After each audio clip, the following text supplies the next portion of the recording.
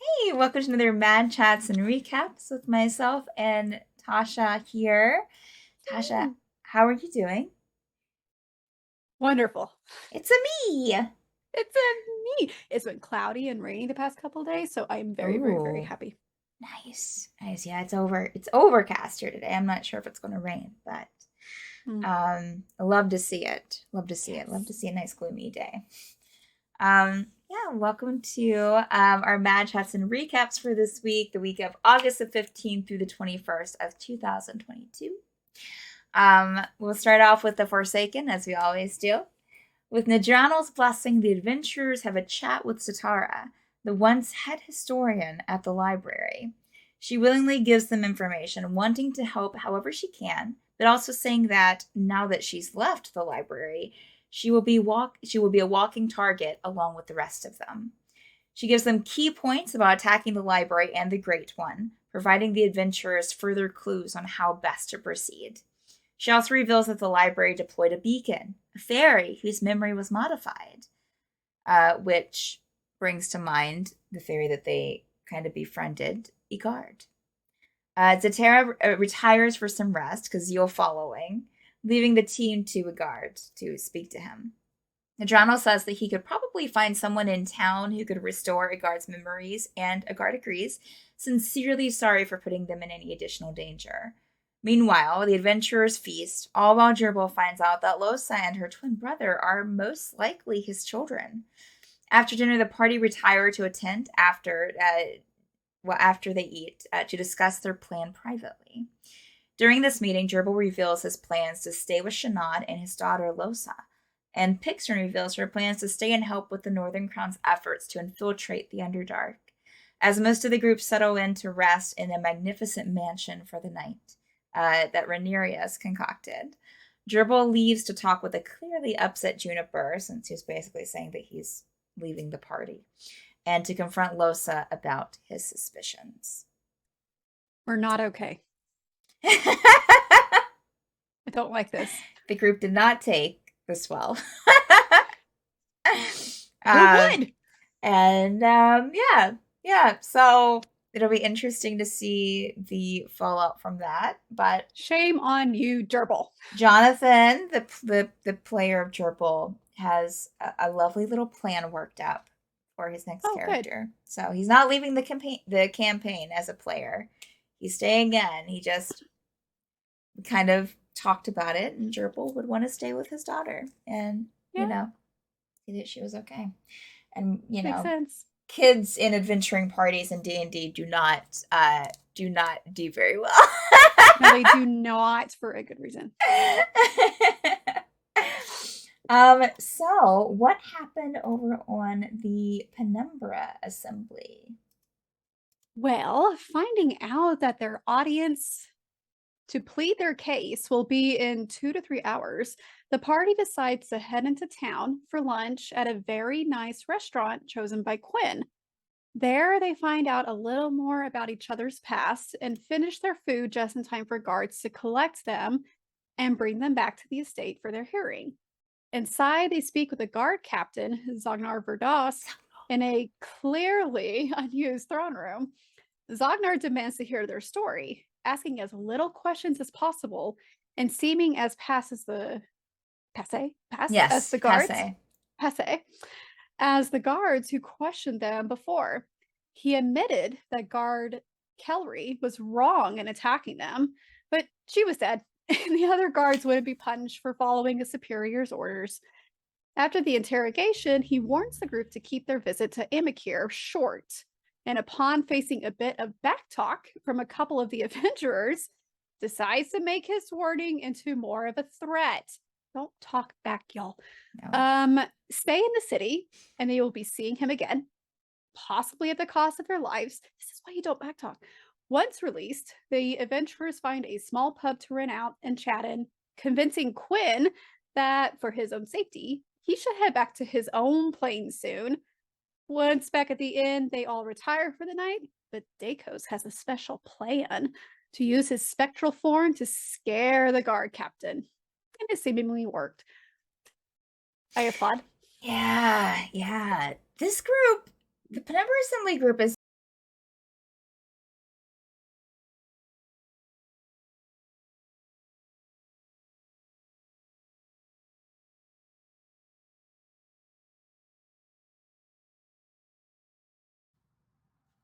Hi, welcome to the Mad Chats and Recaps with myself. Tasha couldn't make it today, but I'm here to bring you all the recaps for the past week, which was September the 12th through the 18th of 2022. So let's get right into it, and with the Forsaken. So on Monday's the Forsaken, while Spark took Kazil in his sleep on a tour of the city, Tegan, Rhaenyra, and Dredea did some recon at the auction house. Noticing the guards outside, Tegan turned into an owl and flew up onto the roof of the building where, thankfully, there was a window. Seeing below, Tegan noticed two people leaving a doorway on the second floor and heading towards the front entrance. The group tailed the odd pair to a small pub where Dredea, with invisibility, is able to sneak up on them and hear most of the two auction house employees' conversation. No mention of a time device specifically, but there is a mention of a mysterious round metal object, as well as the revelation that it was stolen by a red-winged individual, but then brought back again just recently. Satisfied and a bit perplexed, they head back to the romantic pair's pub and discuss their findings with the party members. The next morning, the group decide to split up and listen in on the city to hopefully find out more information on the auction and the items involved. Uh, yeah, we might have a heist tonight. We'll see. This is a Monday, so we have for the Forsaken this evening. So, might have a heist, might not. I know that they're looking to reach out to a few people. I think via some sending stones, so that might take up some of the session, but we'll see. Um, could be seeing battle. Also, we have minis that I'm starting for the Forsaken, so that's exciting. On Wednesdays, the Penumbra Assembly. Let me just get our little marker here. Guided by the words of a spit-addled bear, our adventurers head deeper into the southern part of the Amicure Woods in search of a hedged-off library. Upon its discovery and making their way through or under the maze of greenery, they make their way to the door of a beautifully green-covered home. Inside, a turtle by the name of Tallulah. After finding out a bit about Tallulah's past, then that she loves books, she asked for their help in obtaining some books from a house in the forest. She had tried to get there herself, but the animals of the forest were frightened of going into the deeper part of the woods, and she had no way to successfully cut through the thick wall of bramble that protects it. Maybe the text the group was looking for was there too. They agreed to assist and make their way slowly through the bramble. On the other side, a magically glowing forest with vibrant colors and several small mushrooms. After a run in with some interesting large snails, the party and Tallulah find the house and head inside, finding some spooky and interesting things within its slightly dilapidated walls. Upstairs, they find the library and the person who built the home, long dead, in a rocking chair by a window. The text the group has been searching for in Amicure wasn't there, but another book was. Mostly blank, the book allows the user to write down a book that they're seeking, and the book they are holding, which is the one that they found, reveals its location. So it reveals what they're looking for, at least as far as books are concerned. With Tallulah deciding to stay in the house and read its books for the time being, the party bid her farewell and step outside, just in time to see a very large phoenix fly deeper into the woods. Now, they had heard this phoenix earlier, and a couple of them had seen like its shadow, like a large bird shadow, pass over. And then also, Kazil was able to talk to the spirit of the person who had built the house, and they had said that they were going to go be with their phoenix. So we'll see where that leads us. So on Saturdays in Extremis, our heroes took on the illithid and intellect devourers they encountered in the caves beneath the city of Thunalake. Let me just do this. There we go. Brila starts the fight by casting calm emotions. The Illithid would remain indifferent to them as long as they, nor any of their allies, get attacked. So we couldn't attack anyone. However, the two intellect devourers continued to attack because they were not humanoid, so the spell didn't affect them. Uh, this intense non-battle battle became quite the challenge as the crew, without attacking anything, sought to remove the wounded Illithid from the fight, all while avoiding getting hurt by the intellect devourers. The fight then led into a chase with some big illusionary work. Our friends and their new pal, Cyric, made it to safety. They discover that Cyric can bring them to the books for which they seek, including Cyric himself, and get the location of the Whispers.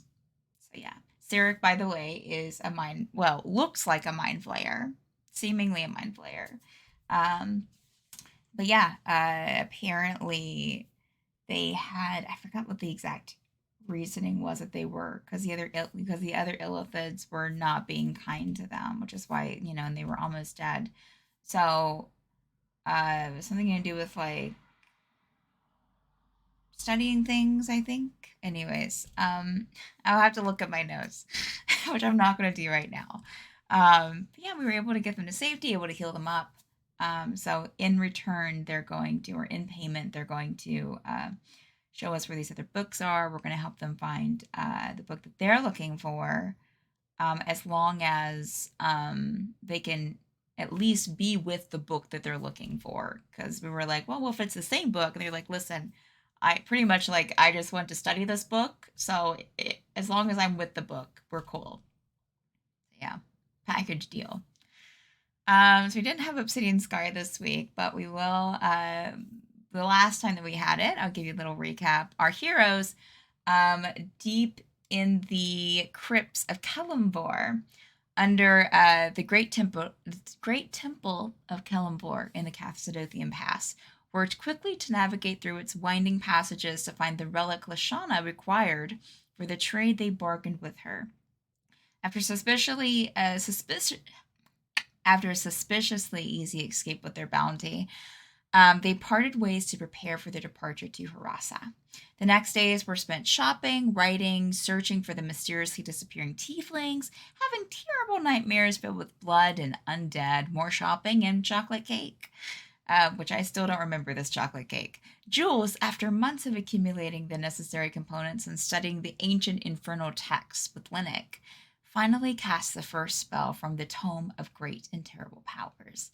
Almost costing him his life, he emerged from the ritual exhausted, an ever-growing halo of dark matter surrounding him, but with a mind so vast none in the Isles could dare rival him. Hoping to recover in the safety of the seaward, the crew set out for a slow but safer course towards their home base in Harassa, only to be intercepted by an airship of the Aristelian Empire, seemingly in pursuit of Ileana. I'm super nervous about this, BTW, but we'll see. We'll see. As far as announcements go, I don't think that we have any birthdays this week that I know of, and Tasha's not here to double check that. So I apologies if it is your birthday and we missed it. Happy birthday. We're so glad to have you. And also, we have the merch store. We just, I think Dan just dropped some stickers last week, some cute, adorable little chibi stickers. We have our website at mapperstreams.com. Penumbra Assembly, if you didn't catch last week's episode, as I gave the recap, we had a guest, Tallulah, which was played by Brandy. He was an excellent role player who is in all kinds of other different projects. And you should check that out. And also, no Penumbra Assembly this week because we have our monthly Patreon movie night. So if you're not a Patreon member, right, if you're not a Patreon member, for a second I was like, is it only Patreon members that see this? No. If you're not a Patreon member, $20 and up gets you a monthly movie night with myself and Dan sometimes. And yeah, we pick a movie, we watch it together, laugh, hang out, and it's a great time. So that's this Wednesday. So no Penumbra Assembly this Wednesday. But everything else I think should be on schedule. All right, friends. Thank you so much. That's all I have for you this week. Hopefully, we'll have Tasha back with us next week. But I'll see you in Twitch, I'll see you in Discord, and I'll see you next time. All right, bye.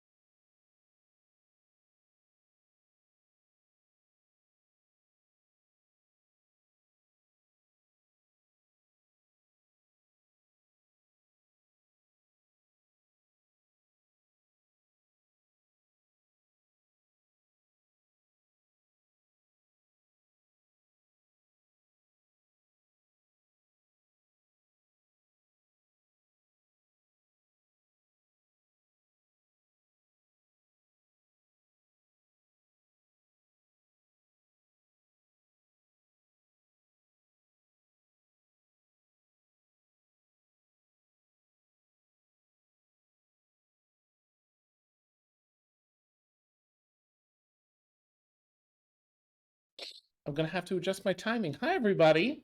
Hello. Here we are. Oh, I'm sorry. Did you do a timing? You do a A countdown timing wrong, error. Dad? Yeah. Yep, it's happened. Mm. And perfect timing. Excellent. Let me just Speaking of swap the little timing. cameras. Boop boop. Boop boop. I said there we go. Okay, good. That's all set. And in case we have any battle or anything that needs to be reviewed on battle, I'm just going to switch our battle layout to 4-player mode. And maybe that'll, where's it going to put Grundy? Right there. Beauteous. All right. Oh man, OBS is just really thinking hard about stuff tonight. Okay. Yes. And people, yeah, I know. So shit. It's a new. I hope you all enjoyed the transition, little stinger transition I put together, and I'm finally using my Stream Deck that I've had for like a year. So that's good. Or 9 months, I guess. Hasn't been a year. But here we are, right? We've all waited long enough, players and viewers. So let's get into episode 64 that we're on now. Whew. I'm actually going to need to take a minute and collect myself. So I guess I'll just ask players while I genuinely just scan through my notes, as I haven't done that yet. Players, how are you all feeling about, where we left off? Oh my goodness. What? All right. How do I feel? Mm, I don't feel safe. Team never safe.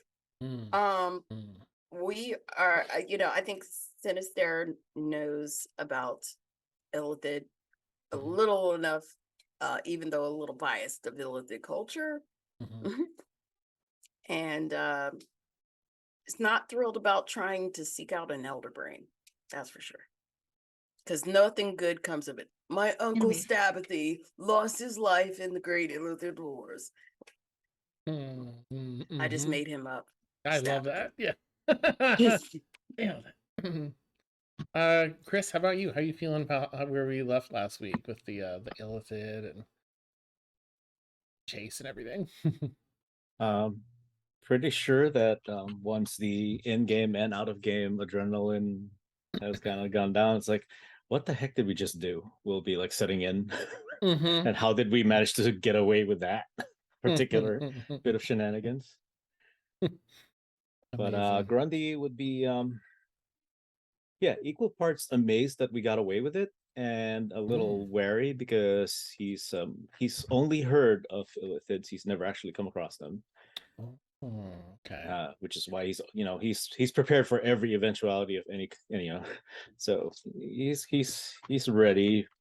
He's trust but verify. Gotcha. Nice.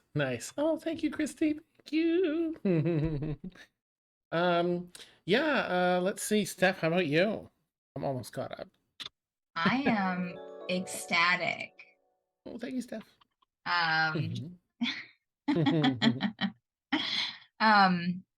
Yeah, I am Steph's. Yeah. Excited to see where this goes. Okay. Okay, well, I'm glad everybody. And Claire, how about you? How are you feeling? Well, I guess since you weren't here, I won't bug you about it because yeah, that wouldn't be fair. How are you feeling about the top of this session? Nobody died, so I feel great. Yes, excellent. I mean, we're gonna find the book, and it's all gonna work out. I mean, we gotten this far. Oh, It'll be facts. fine. Yeah, this is totally fine. I love it. All right, well, we will jump in then. I'll just, for viewers, of course, you just watched the recap, so I'm sure you got all the deets, but that battle, not battle, was incredibly intense last week. The chase scene and then getting here to some safety, thank goodness. It's been an interesting journey through the city so far with back in the city, gathering information.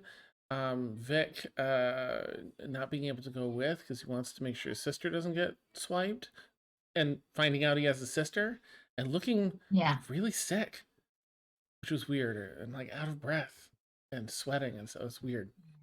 Um, and yeah, then being able to kind of connect and talk to one another with Agracus and Titania striking up some conversation.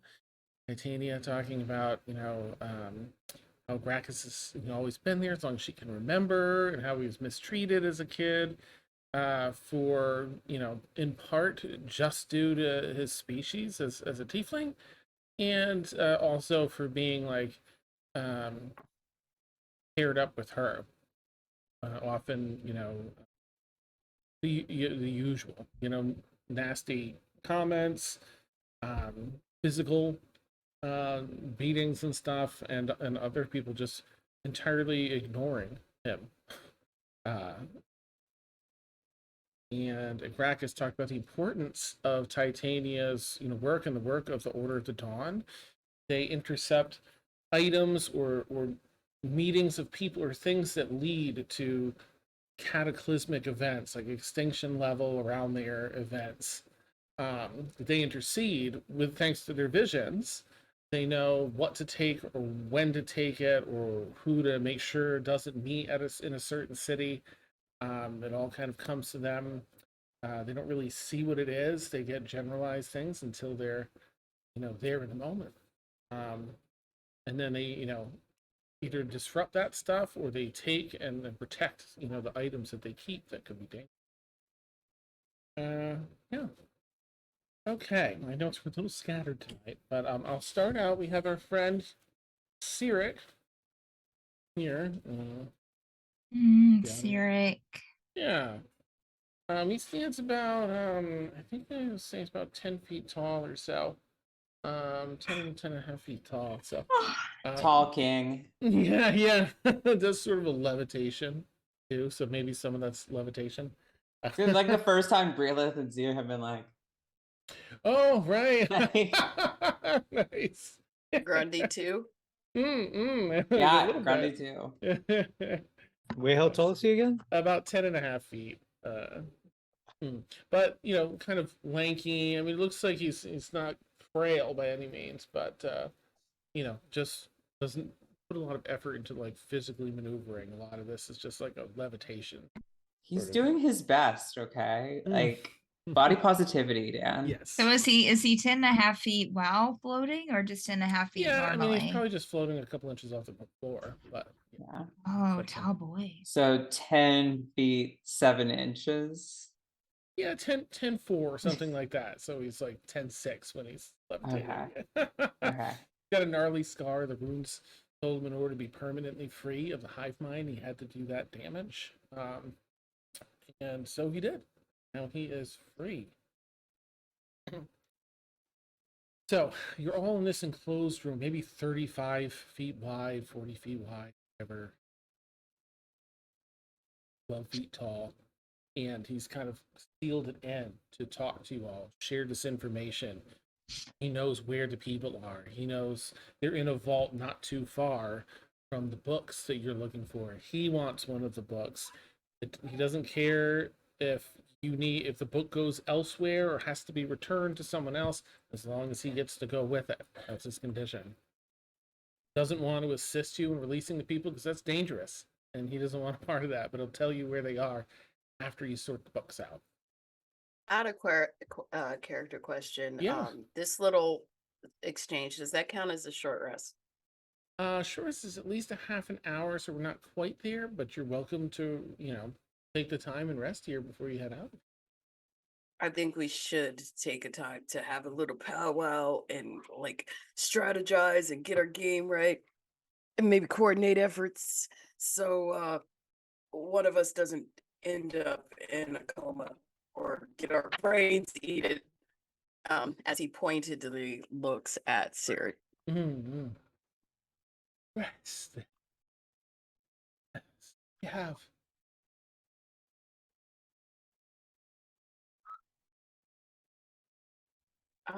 Okay. I'm gonna give you the grace that you've been through some trauma and that you released yourself, but I still don't 100% trust you. I'm gonna put it out there. I don't. Hmm. Trust is fragile. Difficult to earn. Just be like looking around. I do like the fact that you know a little bit about Shar, and if we survive this, and our brains are intact, and we're not like drooling and spittle, and just basically a carrot. I do need to ask you a few questions. Just not around, Listen. in private. Do you like music? Seems to think really hard as though trying to recall a very old memory. Or some very old memory. I am familiar and not familiar. That is unsettling. For you, not for me. It's just curious to me, but unsettling for you. Too many of you hold the winged blood of the gay.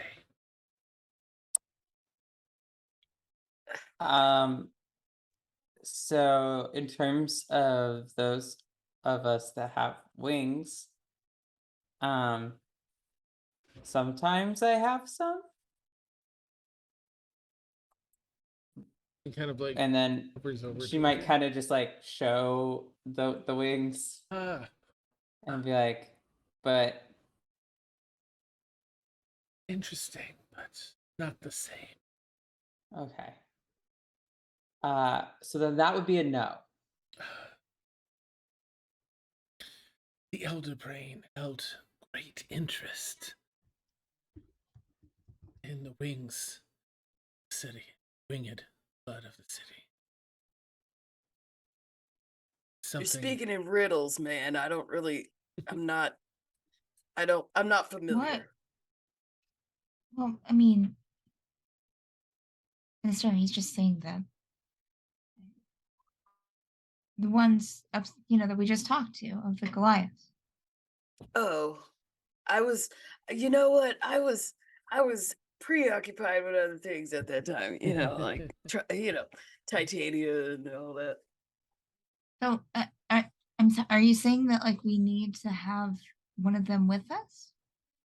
No, just that elder brain found great interest.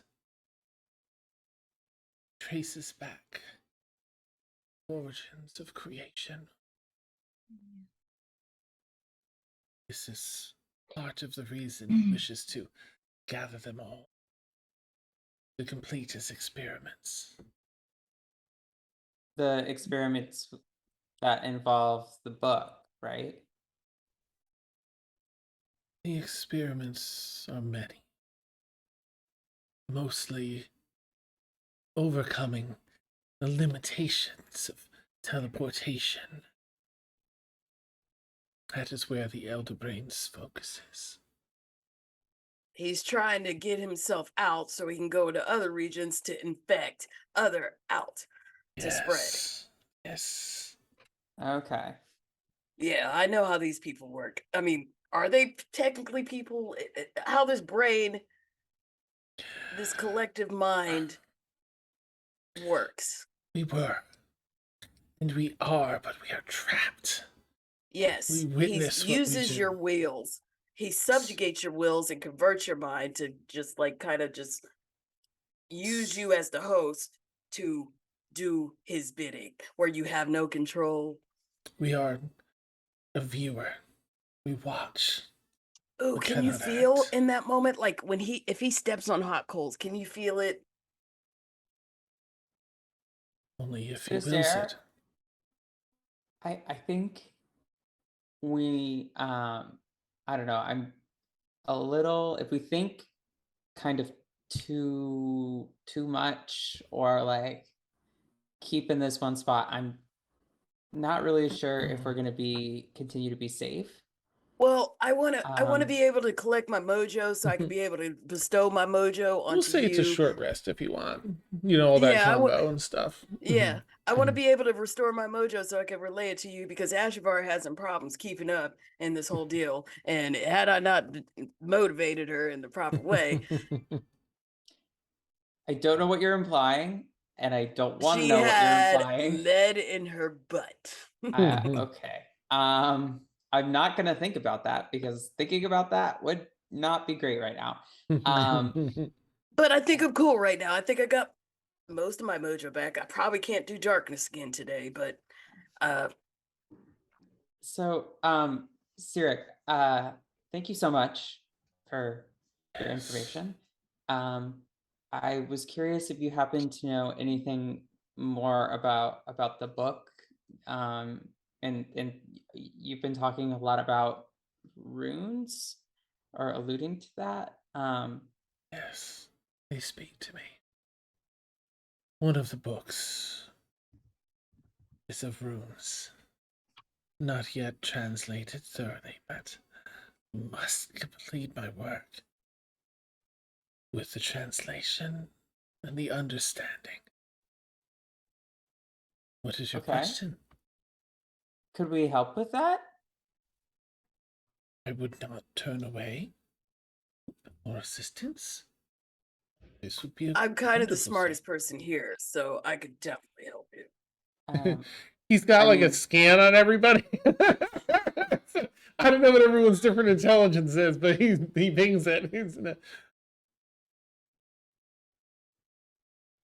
Actually, Dan, when Yeah. I went up a level, Uh-huh. I was able to take on a feat that gave me a +1 to my intelligence. That's so cool. All right. That's so cool. Super smart now. I love it. I just saw this moment of Sirik just doing like press X to doubt. Yeah. I mean, when it comes to language understanding, I mean, Ashavar and Brilith are probably two of the best, and I like I Izzy is can not that detect much help. magic. I have magical proficiency. I don't know if that's the same as translation.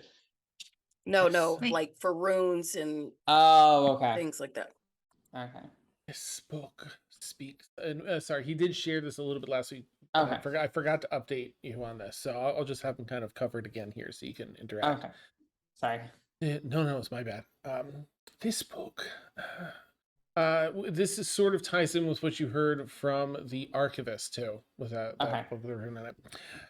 Speaks of the winged blood, the ancient guidance before the islands. It deals with a cycle, life and destruction, creation and destruction, and it all ties with a place, a time, a moment unto itself, called the world's end. The tree above was a shrine it made. For it is a grand tree that pulls up from the ashes of destruction, disperses into the cosmos above to recreate itself and grow once more. It knows Okay. all. Hey, Dan, can I maybe roll something to see if I've heard of something like this? Go for it. You can roll a history check if you want. Oh, okay. Did I roll a history? Yeah, sure. Any of you that would like to kind of see if there's any recollection, you can definitely roll. History check. Ooh. Total 20 for Brila. Okay, a Not 20 that for great. Breelith. Zia, are you rolling per chance? Izzy is not gonna know this. Okay. I didn't Sinister? get that great. I got 11. Okay. Grundy, are you rolling? I'm not from this dimension, so Right. That's a good point. Neither am I, but I spent time here. Let's see. I'm trying to think, Breelith, if you have heard, if anyone's told you about the World's End yet. Actually gonna have to consult some notes in case it's something that I feel like it was a little pip of information that Allie came across at one Yeah, that's what point. I'm saying. Oh. When I Mhm. wasn't it when we were on the island, Oh, Zia's the The island. cloud giant? Oh no. Yeah, Okay. It could have been. I feel like it might have been the last time when you had a meeting in the captain's quarters and she was sharing what she was trying to do with right. sealing everything up. But it could have been on that giant cloud giant. I will look into that and see. But I'm gonna say for now, with unless you were, I'm gonna say no for now. So she doesn't know anything? I'm gonna say no because if anything, it would have just been a mention, but without any detail like this. So Nothing It from feels her, familiar though. history proficiency. gotcha. She No, hasn't. definitely Okay. outside. Yeah, it's a really big Okay. DC for. Okay. That's Yeah. fine. So, Sirik, so if somebody translated or understood those runes and could access that, would they like be able to reshape the world as they will? This I don't know. They do hold a great power, a lot of knowledge, vast. There's almost a presence to the book. It speaks to me. Okay. I mean, if everyone's okay with this, I think this might be very important. And this is all going to be out loud because obviously, if we mind link, I'm pretty sure that he would still be able to understand. So, I think this is one of the 3 books that my sister is after. I'm almost positive. With my new gain intellect, I feel that is a correct assumption. Thank you, sister. But would it be possible? Can we go get that first? Now is that Now, okay with everyone? this just occurred to me because we do have to communicate probably without our mind link and silently, and I'm like the king of stealth. But I do know because my mother is hard of hearing. I do know a little bit of sign language and I do know battle sign language. So if I could take a moment of time to impart some handy dandy sign language like careful, stop, hot, fire, stab, things like that, stop, proceed, or like just end it all. Just end it all. Like things like that. Maybe we can get a little hand signals and things, boop, boop, boop, If you keep can going. mind read though, you have to think about the thing when you're making the Yeah, but sentence. it doesn't convey emotion. It's like one word Okay. and it's simple. And Okay. the elder brain would have to probably strain to figure out where that came from. We're trying to limit the mental things. And if you just think do hand signs, one word, it'd be kind of out of place. Cyric will let you know that as long as you're within the 60 feet, you should be good to communicate telepathically. As with the same warning, as long as it's not like fuck, what do we do? kind of thinking. Then you should be good. You can dampen all that and keep it contained. Also, just to make it a little easier for him. I feel like that we're. I feel like Sinister. I think that's a really good idea. I think that we're kind of. We might be kind of overthinking it. Well, I always stay battle ready, and your guys' preparedness is lacking. And I'm gonna say it. I'm gonna put it out there that maybe just table that for another time. That we just learn some battle sign language next time. I'm just saying. What Wonderful. are you saying that we weren't? That we weren't Oh, there's a approach. communicating correctly? We must leave. Cyric, thank you so much. Let's head towards where the book is, and we'll come back to this discussion, have hot chocolate in the captain's quarters. Great. Thank you, Sirik. Yes. With the milk substitute because I'm intolerant. Waves Of the course not. stone wall back open. Actually, it's in a different area that's going to lead you off into a different direction. And levitates on through. Everyone's, following suit, I imagine. Oh, hey, out of question. Mhm. I do have counter charm. Oh, handy. Mm-hmm. You think this will work in this situation? What is it you're looking to do with a counter charm? Let me pull it back up. I've got that in a bard, but I don't remember all the deeds. Counter charm. Any friendly creature within 30 minutes that can hear you gains an advantage on saving throws against being frightened or charmed. Oh, yeah. Let's see. Yeah. Oops. I'm so sorry if I have a hard time processing it if I don't read it. I don't know why. Thank you for reading it. I don't know why I have so much trouble. Are you gonna? Yeah. It's actually performance only next time. 30 feet, like you're saying, 30 feet of you has yeah, any, right? You and any friendly creature in 30 feet, you have advantage on saving throws against being frightened or charmed. Creature must be able to hear your performance and early if you're in passive. Oh, I have to perform. Ah.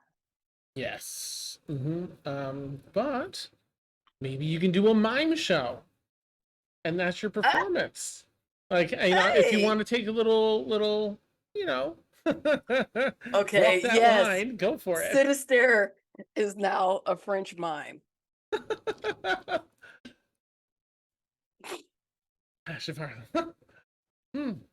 I'm so glad I'm here for this.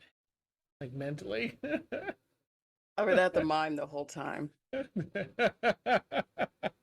You know. All right, so we'll start a little mental timer for 30 minutes of travel. But yeah, that'll actually, so everyone's gonna have advantage on those particular saves against being frightened or charmed for duration. This is ridiculous. Pulling the cord. I'm doing the elevator. I'm doing the rowboat. Nice. I'm making a balloon.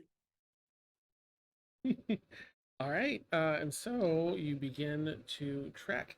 Sirik is kind of taps in telepathically to the conversation, and shares that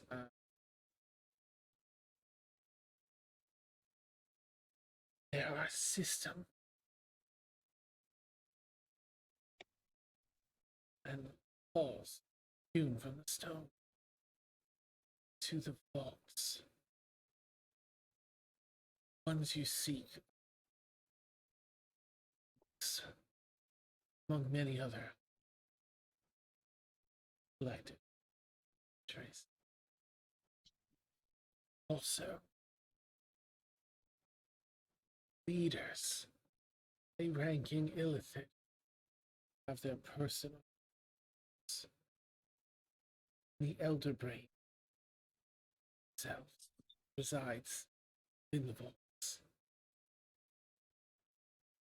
It's not too much defensive. Not many patrols. Not many for those certain rank,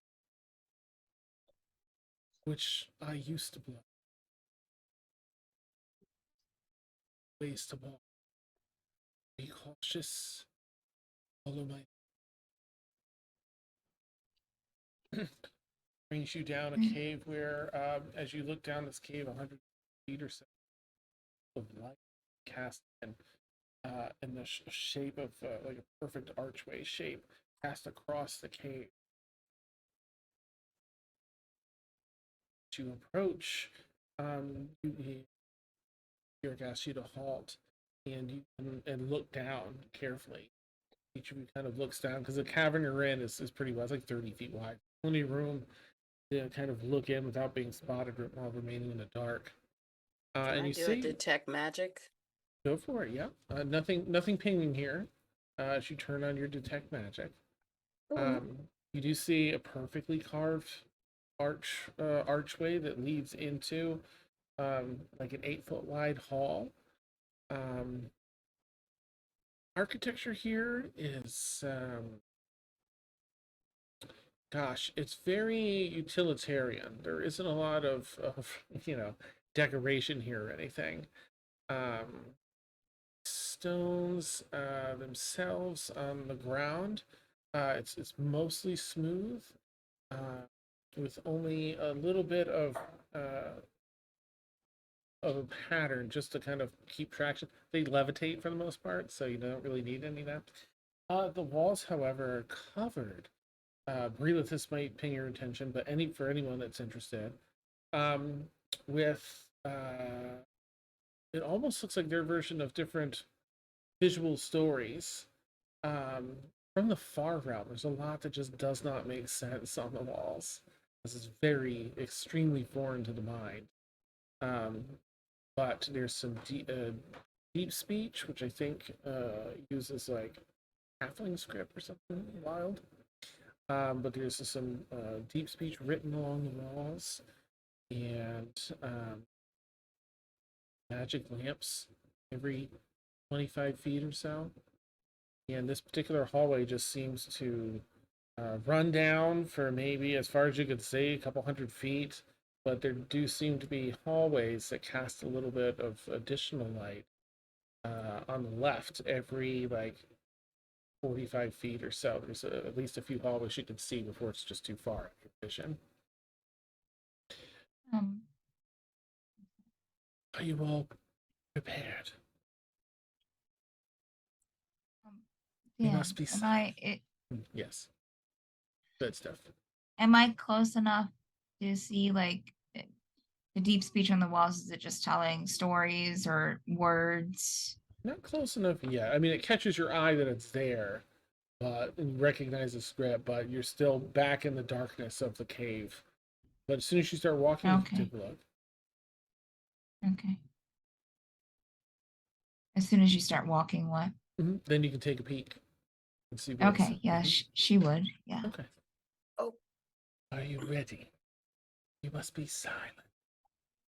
Silent as your feet themselves will allow. Yes. Slowly pulls out a roll of duct tape while looking at Sinister and then puts it back down. I'm still miming. Seriously. It's just like It's like the little Mr. Mime. Like, yeah. oh my god. Grundy can't prepare. Grundy got no spell slots, so I'm all barbarian today. Okay. Okay.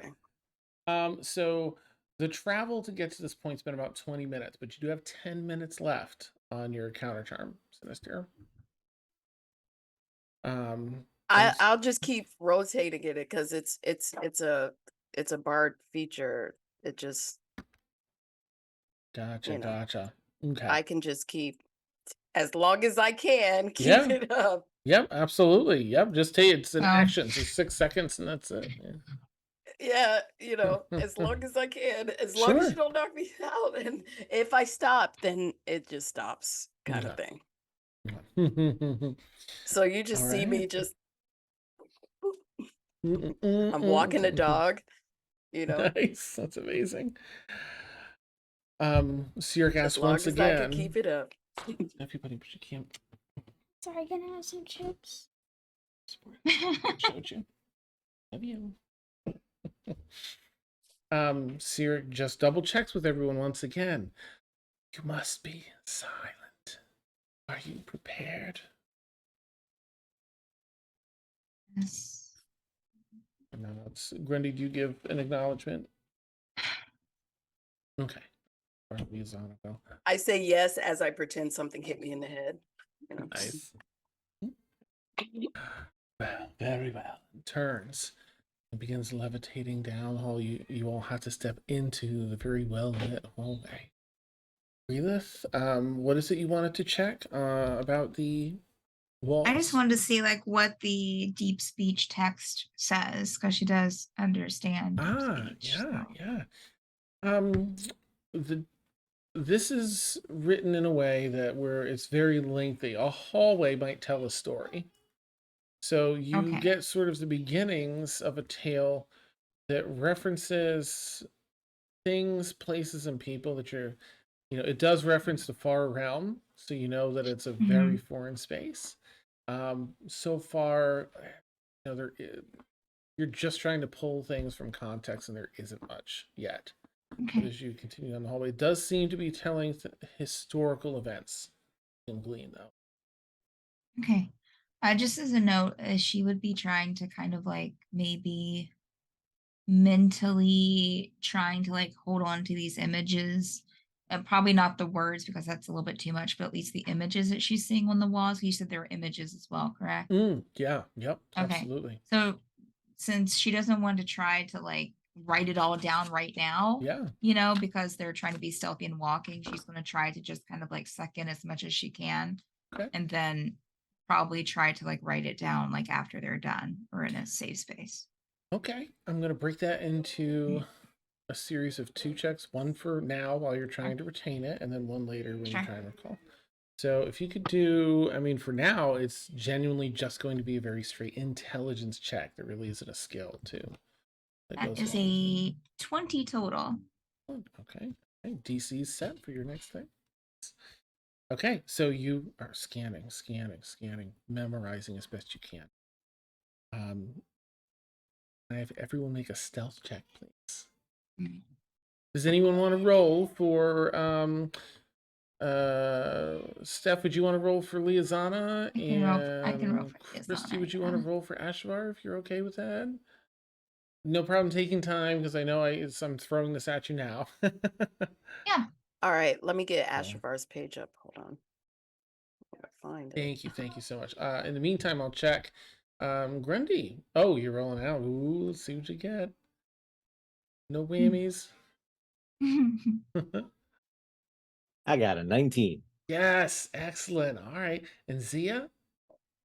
12. Okay, okay. Going with I don't. Okay, hold on. no worries, no worries. How did I get Ashavar up again? It might be like under the campaign, and then like you've got to go in through the campaign. Yeah. If it's giving you trouble, don't worry about it. I don't want to add any stress. Okay. Hold on. I gotta find it. No worries. There she is. Okay. Okay. Boop. While you're doing that, then Chrissy, I'll check with Steph. Breelith, what Breelith get? Total for 20. Okay, and Liazana? Total for 14. And on. take your time, Sinister. When you're ready, go ahead and let me know. Sinister's and then Ashavar's. I'm pulling Ashavar's up. It's just taking its slow, sweet time. But Of Sinister course. got a 24. Oh. I rolled a 10 on the dice, but I don't know Ashavar's. Oh, that's fine. That's fine. I can hop right in here. It's just taken forever. There she is. There she is. Stealth. Oh, geez, Ashvar. That's a 12. Ashvar. Okay. Oh, no. All right. Thank you. Thank you, everyone. You all continue down the hallway. Okay. And you pass hall after hall after hall on the left, and then after maybe 300 feet or so, it starts opening up to halls on both the left and right, offset. 15 feet on the right, and then another 15 feet is a hallway on the left, another 15 feet hallway on the right. There are a lot of places where people could come out behind you in these hallways and fill this main space. Definitely something present on everyone's mind. And the depth through which you have to travel here. After a considerable while, maybe another 10 or 12 minutes, so not a super long time, but it feels like an hour, you find yourselves stepping out of this hallway back into another cave system. And Sirik, not without looking back, just shares. You've made it. I didn't catch Nope, that. not you, Siri. Nope. Not today, Siri. I didn't catch that. Siri, stop. Thank you. Okay, I'm gonna stop. They say, without turning around, you've made it through the first rounds. We are heading now to the vaults beyond. This area is well patrolled. Extra cautious. I know the routes. Follow me, and we will avoid them. And you continue through this part of the cave. It gets really super dark. Does anyone not have dark vision? Mm-mm. Okay. Yeah. Let me check. I'll check Ashvar and Zia can lead somebody who doesn't have dark vision. okay. Let's see. It doesn't look like she does. Yeah, I don't think Ashvar I has don't think that Liazonic has dark vision either. Okay. She's an elf. She does. Oh, why isn't it say, where does it say on your sheet? It's underneath. Oh, I see. Okay. Yes. Dark vision 60 feet. So thank you, Claire. Hold No on, worries. hold on. I didn't Hold do on. anything. You found it already. Yeah. Then Liazana would probably lead Brilith, I'm assuming. Yeah. Not to super I assume. do you think casting dancing lights might do something? We don't want to attract attention. Like, no. Yeah, no. No lights. So Grundy, you Grundy just seconds the vetoing. you see Sinister about to do his laser light show, and then he goes back to miming. It's just part of the show. Nice. So who's guiding Ashavar? I'm sorry, someone's. I'll guide. I will. Oh, okay. Okay. Totally fine. Because that way I can keep her. She does not have very much armor, so Mm. I can guide her Okay. and inspire her. I'm assuming it's the same marching order. Grundy bringing up the rear. Sure. Mhm. Great. Well, Hmm. Grundy, I think you should. Liazana has ranged weapons. I mean, that's up to Brilith. Hmm. But if somebody tries to surprise us from behind, they can't. And he Wait. kind of draws his scimitar. This is the scimitar of warning. We can't be surprised. Mm. True. Yeah. I also have alert, so I think we'll be So does- double or so triple does fine. Liazana. So does Liazana. Excellent. We're totally fine. All right. At least I think. Yeah, I think you all feel pretty confident in your skills, and you've got Sirik. Let me just turn that the other way, my phone, to guide you. Yeah. Your, I think warning and such alarm are 30 feet. For the most part, Sirik does a really good job of knowing when to pause, and you'll watch through it gets really open space and cavernous here. 100 some feet up, and it's more of these huge pillars of stone mixed with very difficult terrain to walk through, and you'll kind of even duck down behind some rocks sometimes and hear footfalls, and your alarm will ping because they're like 30 feet away walking on the other side of these stones. The little intellect of ours that click with the illithid patrols, clackety of the nails on stone. And there's an extra chill down here. You've gotten low enough, and in the moment when you have like these, you know what these creatures can do now, and just brings about an extra chill here as you're listening. Are they going away? Are they going? Okay, they're going. Sometimes they'll pause and then move on. It's like a lot of that suspense with it. Finally, after probably a good half an hour of navigating this area, Sirik shares, you find yourself walking along the bank of rather another deep chasm.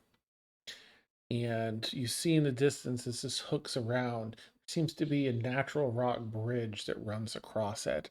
And the face of a large building etched into the wall of stone on the opposite side, the opposite bank of this chasm. And Cyric shares, switch this over for our viewers so you can get an idea of what this looks like. So for players, there's an image on stream if you want to check it out. Now, we arrive at the ruins in which we first arrived when we came from the Barvens. So not ours. Made them our own. You are guards here. In the depths of these ruins are the vaults. We near them. Seems to look off into space for a minute as though hearing something. I think the ruins are with us. So let's go. And approaches and then asks everyone to halt when you get up to the stone bridge. Be careful. Is everyone walking behind him, or is anyone trying to walk in front of him? Okay. Behind. I'm not. This bridge is not here. And picks up with one of the long tentacles that rolls down towards his ankles, picks up a loose stone and throws it, and you watch it just drop through the illusion of this bridge. A security measure just in case anyone found their way this far. Stay within 60 feet of me. Allow you all to walk on a psionic floor with me. Oh. I am tuned with the vaults, so it will activate. It knows with me. Do not leave. Sorry, it's 30 feet for this. Do not leave. 30-foot circle. Centered on me. Okay. Okay. Is everyone walking pretty tightly knit? Okay, I imagine. All right, so you're walking. I have a 30 feet thing as well for my mimery. Oh, nice, perfect. A Yeah, little so too close to him. excuse me. It's a psionic floor, psionic energy holding you aloft, but it your mind it appears as though you're walking on the illusion. So, it's a little wild because it's not there. But there's also this invisible force across which you're able to walk. You step in through up to these ruins and in through the door. There is sand sort of slowly shifting that falls down over the front there. And you walk inside. And there are torches along the wall here, but only every 50 feet or so. So there's areas of dim light blended every 50 feet or every 30 feet or whatever with that bright light of the torch. And decent light of the torch. Okay, so here, let me just adjust my notes now that you're approaching the vaults. Okay. So of course Titania and Agracus have been doing their jam. They're being quiet and following suit with all of you. And Titania shares on the mental network. I'm nervous. I don't know if it's because we're in the belly of this. I rather don't like this. Any of you feel something's off? I don't know. Let me do a vibe check. Do I? It's just a personal thing, as to whether or not you don't sense anything with your detect magic or anything. By the way, Of course are you he doesn't keeping like detect this. magic up? Huh? Just to I check, didn't. are you running op? Are you have that on currently or off to detect magic? It's at will, so whenever Okay. I decide, Hmm, and it's Just 30 feet. yeah. So Do you yeah, have that like on? coming to the map of the cave, I probably would have been pinging, like trying to Okay. figure it out. All right. So you're not detecting any magic. Okay. All right. So let me But know if you plan on if turning it off at any point. well, um, does it look like any things around us, like creatures and stuff? Definitely no creatures. You're in maybe a 12-foot wide hallway with those torches every 50 feet, one on the right, another 50 feet on the left, and you're just in the beginning of this hallway so far, so you're not really sure what else is beyond.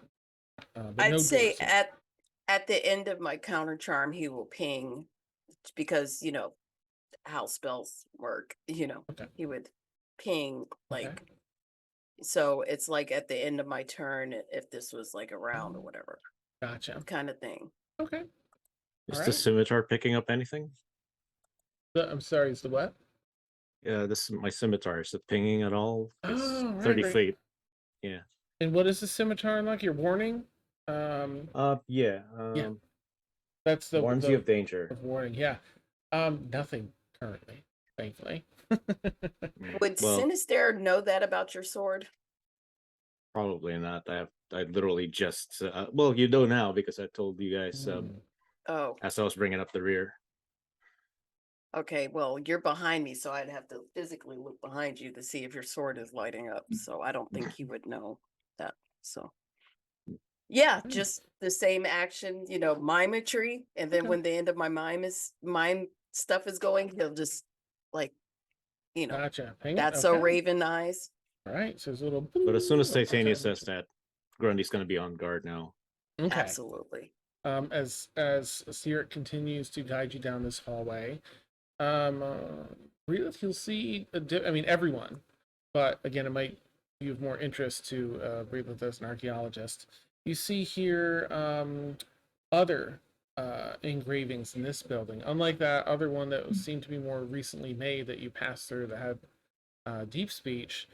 This seems much older. And you see, again, there's sections that are foreign runes. They're none of the runes used in magic here. None of them. Very unfamiliar. There are, there's like a pictograph section. There's,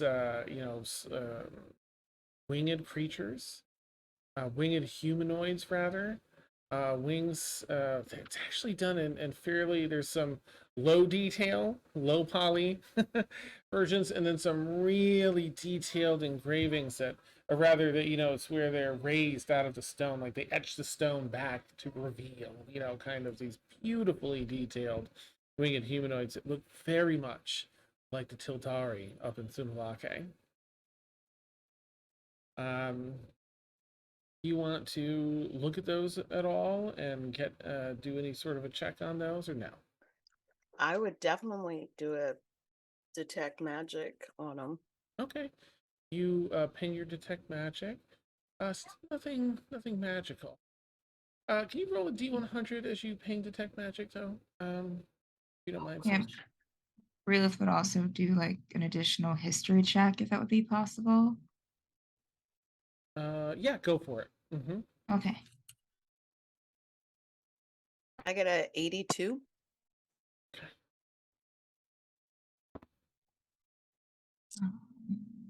Oh, okay. All right. Thank you. Thank you very much. Okay. Let me. Where did it go? So I have a Yeah, history check, Rita. Yeah. yes. I am going to add my I did my subscriber thing, my subscriber die to it because I only got a let's see, what did I get? That is a tree, so that's a 12 total that I got before. Subscriber die, we're at whatever level, are we an 8 or a 10 now? Are we a 10? Or Your subscriber die? subscriber die is 2d8. Okay. If it's for the channel, it's that big 2d8 because Mhm.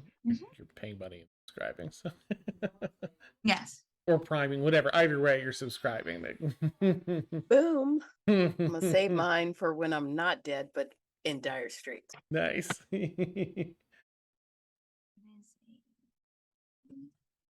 Whoa! Yeah. That's a 22 total. Oh, all right. So what you're finding here is interesting. The language foreign. Of course, you recall in Tsunalake that they seem to have their own language separate from any of the others that you've come across or studied. However, with the 22 you said, Yes. you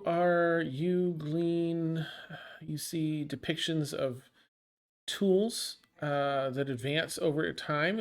Some of these seem to be almost run in a chronological history. You see tools advance over time. You see art, representations of art on here that seems to advance over time. And from what you can glean with that high roll, it's almost talking about a time speaking to life on Terra as a solid ground with oceans. You see representations of oceans, mountain ranges, plains. Ashafar speaks Quarry. Would that help? No, not in this case, but thank you. That's a good catch. Yeah, it's the Kalashtar thing. That's a cool sleepy time Okay, people I thing. know I'm not from this dimension. No, I'm not from this dimension, Yeah. but can I do a history check to see if I've seen something similar? Sure. So speaking to life on Terra as solid ground with water representation and what else did you say? Yeah, so mountains, plains, things like that. Okay, Basically, representations. I'm trying to think of what you might of life on a flat, flat around plane of Right. existence, not Flat earther, floating Dan? on, Flat not floating boy. in the sky. Okay, Which is interesting for this what they've quadrant. talked about before. Yes. Or Mhm. that's the history. Yeah. Of the Okay. Tildari, as you understand it. Okay, I got a dirty 20. Okay, nice. So I'm proficient in history. I only got an 18, so nice. I'll say as the two of you are looking at it, I mean, you'll kind of glean the same thing. That it's not really fitting in this, I think you all only know this quadrant of the world. You're not even sure what might be in the other three quadrants. But none of this coincides with how things are here. It does kind of tie together with some of the other history that like the archivist was sharing. And I think you've even heard little bits of lore before in the campaign. I've sprinkled a little bit. Some people spoke of them as angelic creatures because they were winged. Others, like the archivists, say that they have some sort of lineage from celestials a very long time ago. That the archivists said that rose. That I think you've even heard that they were, these islands were made to rise from the ground as the Omega Sea poured in for the very first time to consume the quadrant. They saved as many as they could with this. So it seems to be like a historical fact corroborating some of that. oh man, this place is so gosh darn weird.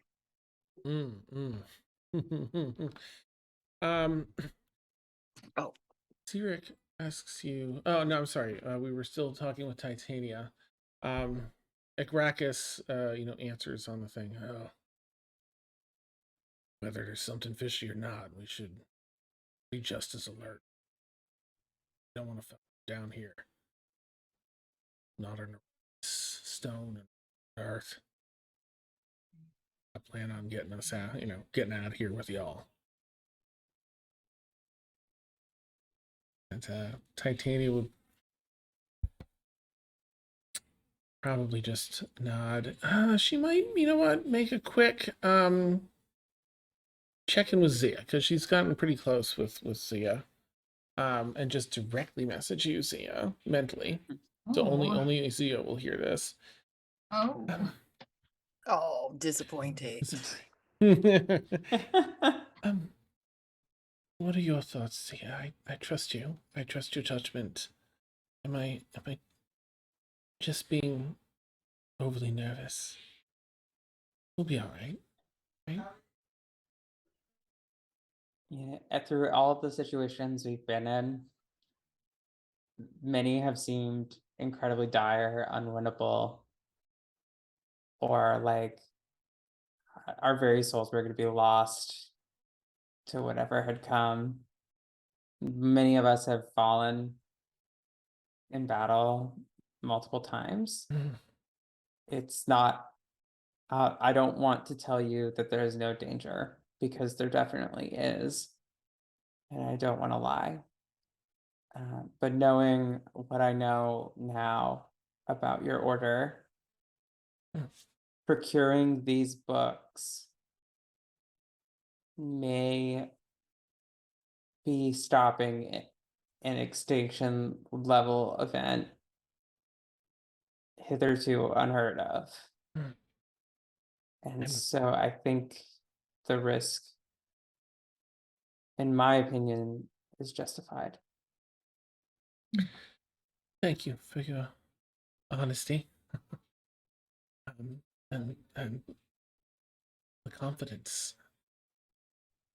The item that I saw in my visions was a wooden box, fairly ornate, blue gem secured in the top. That is the item which I must procure. I don't know. I know that traveling with you, I will find it.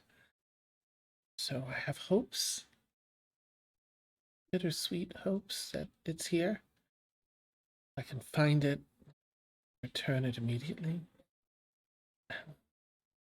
Be faced with the choice whether to continue with you all or if I must return and wait for my next vision, or see if my next vision takes me elsewhere. But I don't want to think about that yet. But thank you, Zia. I feel just a sense of trust with you that I really appreciate. Thank you. Thank you. And we will make sure all of us will do everything in our power to make sure. We will lay down our lives. She'll take a minute to let that soak in and get everyone, message everybody. I don't know what we'll find up ahead. If what I'm looking for will also be down here somewhere, but in case, just in case anything happens, I want you all to know that it's been an incredibly life-altering experience to meet you all and to be able to travel with you. Inspired me to set my own course in life and do things on my own terms. I don't know that I would have had the jostle I needed, at least not for some time, had not been for all of you. Maybe, when we're done, if you're willing, we can return. I have to depart, especially. We can return to that quaint little restaurant in Gabagool. And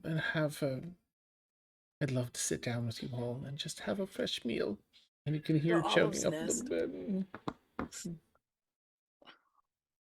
Right. But here's hoping nothing happens to us. I have full confidence in everyone, and I'm sure yes. Onward. Continue forward. Relic holds his hand back for all of you to halt. Oh. And you spot something in a dark area on the floor in the hallway here. Go ahead, anyone that wants to make a perception check. it seems to be like a sort of a lump, like a mass. Um, it's really tough to tell in the dark shadows here. What kind of check, Dan? Perception, please. Okay. And again, if you breathe, Steph, if you don't mind getting Yeah. Liazana, and Christy, Will if you don't do. mind getting Ashvar. Okay. All right. Ashavar I'm just gonna go around and check. got- Sorry. okay. Just so I can keep it in order in my head. Mhm. Grundy, Okay. what'd you get? I got a 16. 16. Okay. Sinister. Sinister got that was 15 plus 18. Okay. And for Ashavar? She got a 17 on a dice, so that means she got an 18. Her No. perception is Her stats are somewhere. Somewhere she's got like an incredible 2 stats. I'm sure of it. oh my god. Zia, what'd you get? 21. Oh, nice. Breelith? 15. Okay. And Liazana? 15. Oh, how sweet. Okay. You all can tell that it's some sort of like biomass on the ground. And Cyric, Ugh. one of the intellect of ours believes themselves here. Careful, don't step in it. And that's where we'll I'm take our done. bio break. I'm done. I quit this campaign. Whee! I'm gonna have to get new boots after this. Yeah. I'll roll the perception check for this. I'm so sorry. I got sold on the Wait, idea. what if we had all gotten like ones? Someone would have stepped in it or something. It was something else. I bet it He would've- would have just said it. Yeah. You had a plan for everything, Dan. I like that the high maintenance ones, the ones that care about fashion and things, are the most perceptive when it came to this. Like, oh, that's shit. That is clearly Yeah, shit. don't touch that. Awesome. All right. So for anyone who doesn't know, we take about put it back in our RP section. 10 minutes? 10-minute bio break. So looking at the clock, it's 11:33 for me. So I'll do my best to make that happen for 10 minutes. We'll catch you all back here in about 10 minutes and see what's going on down in these vaults. Ooh. All right, catch you all shortly. Our audio will be hot, so you can chat with us. Be right back. Wee! Oh my. Hmm.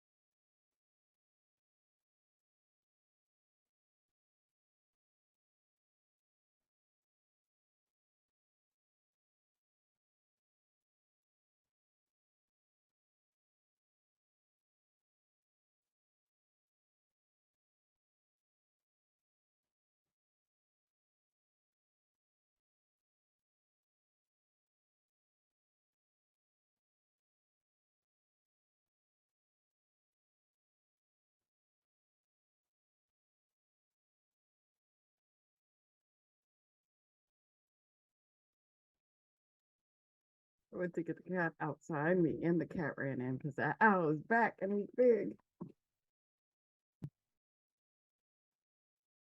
Me and the cat's like, oh no.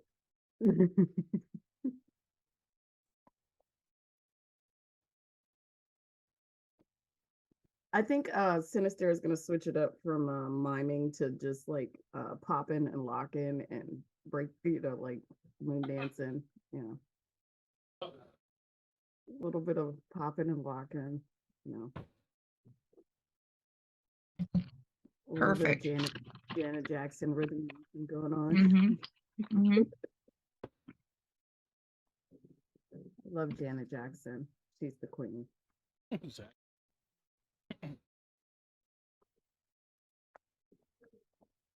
A brain fart. Just a brain shard. Mm-hmm. Oh. Microphone. Came unplugged. Is that better? I think so. Mm-hmm. Microphone. Just a little rhythmation, dancing, like maybe, walk like an Egyptian. I don't know.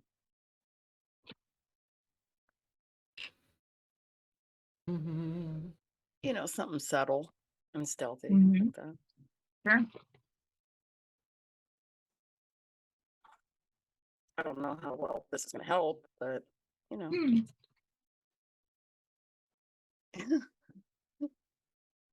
See how SpongeBob? That's cute.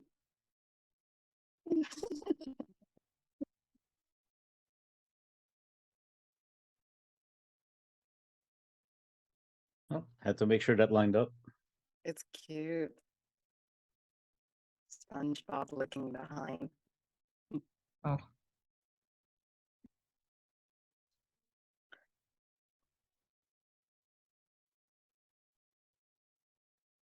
Oh, this is gonna get worse. Yes. Sinister's only motivation is to get back to the Olive's Nest so we can have some gabagool. Gabagool. A And a gabagool. little garlic bread for the kids. Nice. Speaking as somebody who used to live in New Jersey, I agree with this. Nice.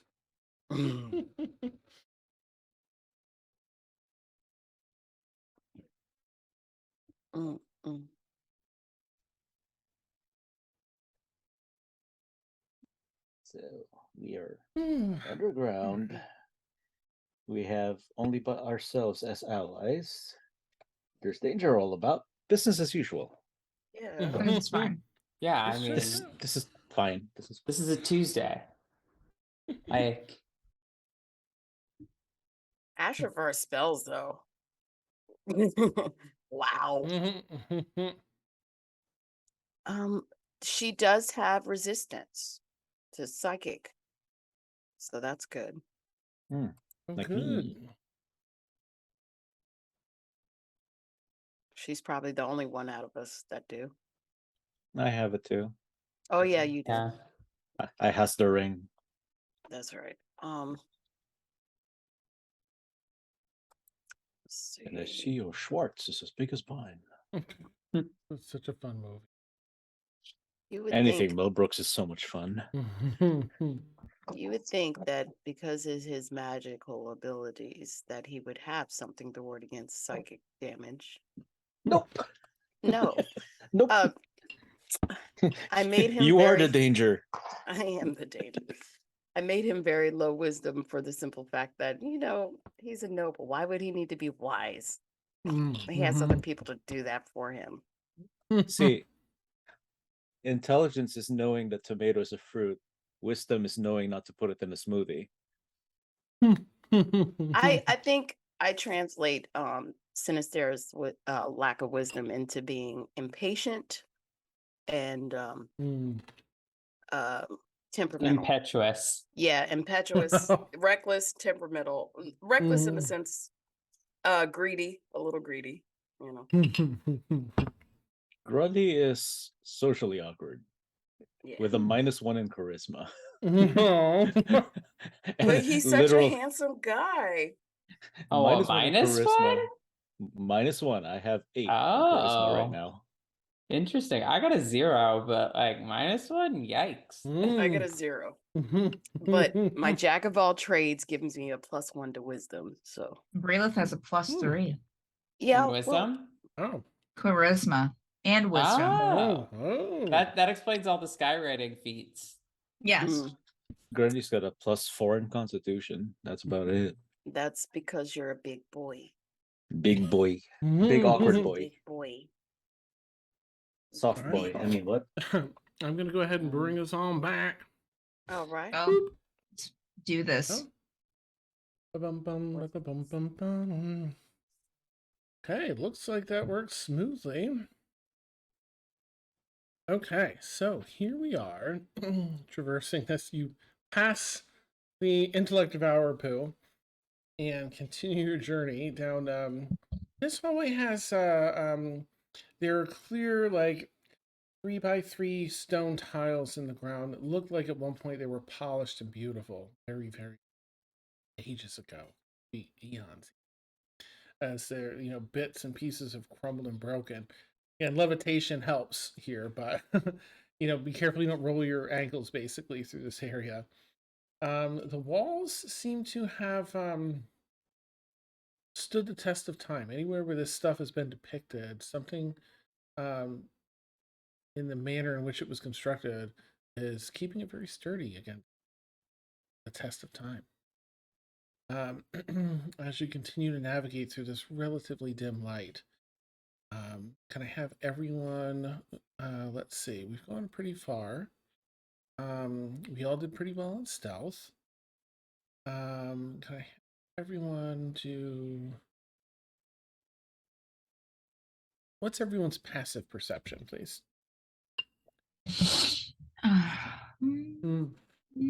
I'll start with Grundy once you find it, Grundy. I got a 12 in passive perception. Sinister.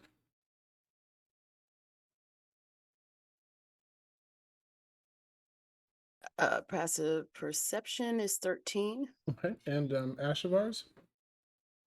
11. Jeez. Zia? 12. Okay. Brela? 14. And Liazanos? 15. Oh wow, hers is up there.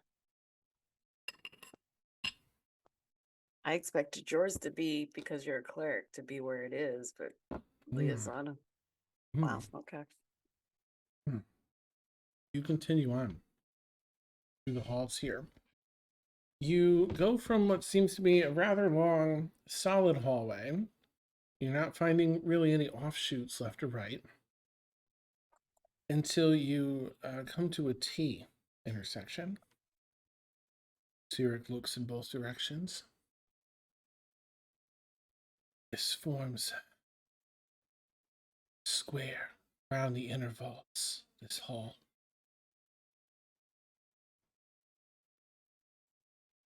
No patrols, but others might be in their vaults. Be cautious. My doorway.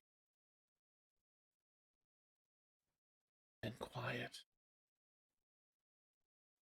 Nothing loud is here. The books are this way. Turns left and begins floating down now. All right. Yeah. You all continue along and follow.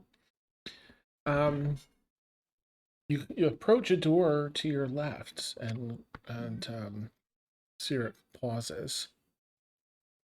And they're gonna, anyone that wants to do a perception check to like see if they hear anything behind that door, go ahead. That's what what's his name? Is doing.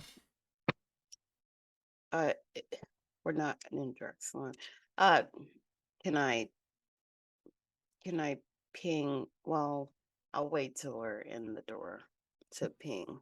The door itself is closed. Cyric just seems to be like cautiously, making. I'll roll perception. Okay. I don't. All right. Breathless, what'd you get? Breelith got a If you rolled. 15. Did Liazana roll? Liazana got an 18. Okay. Zia, if you rolled? Head empty. Okay. 19% Nice. to 19% stare, to stare. Okay. and I'm not going to attempt for Ashvar. Okay. And Grundy, if you rolled? Grundy got a dirty 20. Nice. Okay. I'd say that everybody, doesn't hear anything in this doorway. So thankfully, Grundy and Sinister feel that they did a very thorough job. Seems like there's no one in here. Cyric looks over and continues along. Rounds this goes on for a few more doors before you turn right, because as he said, it sort of makes a square around the center vault. You continue down a few more doors on your left. You've noticed there's been no doors on the right yet. But about 200 feet down, yeah, that's Sinister. Because me and Liazana are elves, we can detect secret passages, and we have arcane proficiency, like we're attuned to magic too. So just so you know. Okay, nice. Is there a thing that lets you see secret passages? Oh, well, I'm sorry. No, that's okay. I just didn't want to. 3.5. Yeah, I was going to Sorry. say I've never heard that Okay. before. No, I'm sorry. You're fine. 3.5 brain. My Awesome. bad. We're in 5. Mm. Sorry. That got nerfed. My bad. That's cool. That's awesome. we can detect, just Like that. like Okay. the magical stuff. Okay. mhm. So you're not in passing through the hallways here. Nothing seems to go off. So you're in a fairly sensitive area here, and with your studies, you would know that sometimes magic pinging can alert others that are sensitive to Arcana. Do you Yeah. want to be? Do you want to have your detect magic on in here, or are you purposely keeping it off? Stay off the radar. You're welcome to do either. I just want to factor that in. Let's see. Sinister is selfish and magic hungry. So would he be wise enough to resist this? Sinister's also the king of stealth. He is. I think he would try it. Okay, all right. Is it just a single ping, or are you kind of like keeping it up? I'm relying on my racial abilities. Okay, so you're just okay. Yeah, I'm just, I'm not, because it is, even though it's at will, it is a spell. So. Oh yeah, like you're totally fine. I know you can keep it on. Just wanted to check and make sure that that's what you wanted to do in case anything comes of it. I didn't want to misunderstand at this moment what you were doing. Well, I'm gonna roll to see Okay. if. Okay, he rolled low, so yeah, I think it'd be a moment of like lapse, like a little bit got the better of him in this moment. So you turn on probably as you're around this corner here, and there's like another a stretch of 300 feet of hallway, and you go by 2 doors on your left hand side, and you can sense as you go by the first one, there's nothing. As you go by like the whole wall, that whole 150 feet or whatever it is of the second wall. Does that work? Do you have to be able to see it, or does it work through It's thick 30 walls? feet. It's 30 feet, and walls are not an issue. Excuse me. Yeah. You sense the presence within 30 feet. It can penetrate most barriers, but it's blocked by 1 foot of stone, 1 inch of common metal, a thin sheet of lead. All right, so the stone's a little too thick. Okay. But I'm gonna say just here in there, you get a little blip, like maybe something on the side of that wall is magical. A pink, and then a And different then school of magic, boonk, and another boonk. you just see him, you just see him kind of, he's doing, like a little bit of, popping them, and then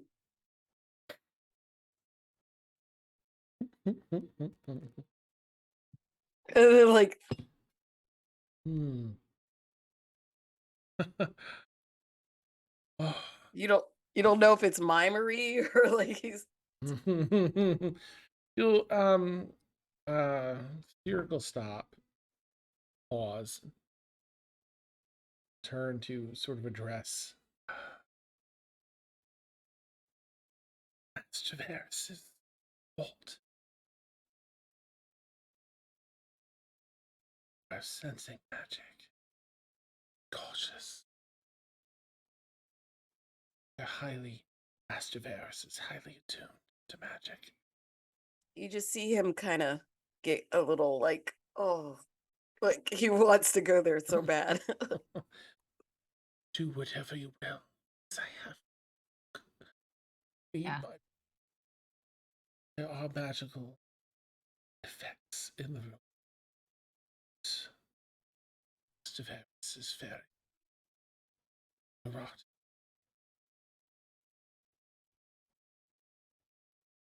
Paranoid. Rayla's gonna take out her journal and just like point to it.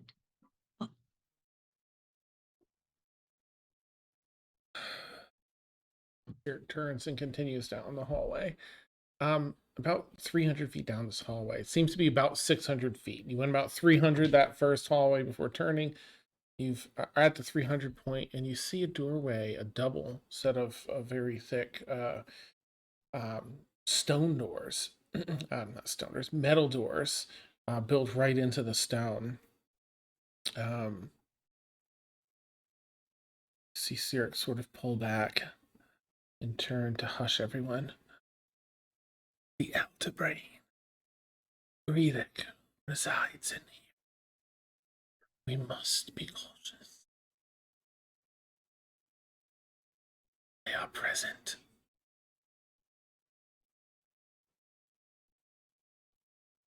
And cautiously continues by. Can I have everyone do a quick stealth check as you navigate past this doorway? The stone's really thick, but the doorway is maybe like, it's still pretty thick for a metal doorway. It's like 6 inches thick. But, okay, let's start with Breelith. Rayla's got a 19. Okay. Oh no, wait a minute. Breelith got a 17. 17. Liazana got a 21. Okay, 17 and 21. Oops, sorry, 17, 21, and Zia. 13. Okay. Zia, that thing that gives you the warning, right? You have a warning thing too, right? An alarm or something. Yep, I have alarm. The trait. It's Oh, it's a trait. uh It's not an item. That gives it's a feat. Yeah, so you can't be surprised while you're conscious, that and could do. other creatures don't gain advantage on attack rolls. Okay. Okay. Thank you very much. Sinister. Sinister got a 23. Hmm. Ashavar, I'm gonna give her I gave her a bardic inspiration. So Ashavar. she got a 19. Okay. And Grundy? I nearly left a trail of Mind Devourer poo there for a minute because I thought it landed on the 3, but it's 19 with the yeah. Oh, good. All right, just scrolling for other 2. Oh, way to go, Gracchus. All right. Stealthy giant, stealthy giant. So 1, 2, 3, 4, 5, 6, 7, 8. 8 of you. We're going for the average. Average is just shy, rounds up to 18. Okay. So. Oh, thank goodness. You all silently, like just paying extra mind to be as quiet as possible. Also, perhaps registering the name that he spoke for the Elder Brain, Greelick. Yeah. All right, you continue onward. You round another corner, just kind of bypass a lot because there's, you're doing your perception checks. Everything seems to be empty. It was a little difficult to tell with Lord Varys's space. And Sirik said the Elder Brain is there. It seems like Elder Brain is just kind of always there and rarely leaves the vault. And it's something about the way the doors that are. He'll probably share. It's got like a weird mount thing, the Elder Brain, Greelick, that's like the brain rests in like a tub on top of this hulking creature, He's and Krang. yeah, a top-seated convertible Krang, yeah. And because the doors are closed, that means that Greelick is in the big bath. There's like a gross bath that it just sits in, sort of like a cistern almost. It's delicious. Yeah. Yeah, and so you turn around and you continue down. You're on the back side now of this. And can I just have your marching order once more? I've got Sirik in the front. Agracus and Titania, I know, are up front as well. I think Zia's up front as well. Yeah. Okay. And I'll put you right next to Titania here. And so Grundy's in the back. I remember that. Keeping an eye in the back. I think Sinister's in the back, keeping an eye. No, Sinister, Well, you're in the middle now, right? I think me and Ashavar's in the middle because because Titania and Arrakis and Zia are up front. I want to be where I can inspire Ashavar and also possibly heal her or possibly heal the people in the front or the back early. Okay. Switches to a little bit of now you don't really need this per se, but I'll just show you to give you sort of a representation. I hope I'll show you. This is either going to turn on the right Yes. cam or the wrong cam here. So Right. my apologies if it's like entirely the wrong one. Let's just go through these. I can see it on stream.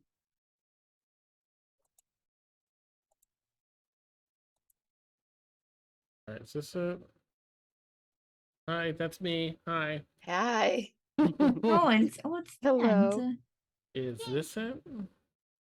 Yes. Yes, Good that's it. Hey. That's it. Yay! So you're going down this hallway here, and on your left, there's a door here, and the door, as you approach, Sirik holds his hand back again. The door. Door is ajar. Cautious.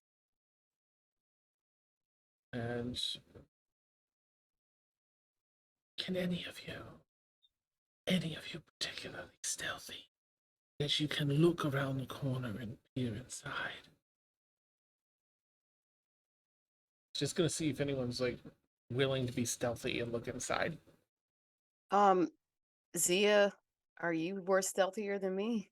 So I have a +9 on stealth. I My also last two checks were a 4 and a 3. So Okay. it is a I- +9. I but also the have a dice are not in my +9. favor tonight.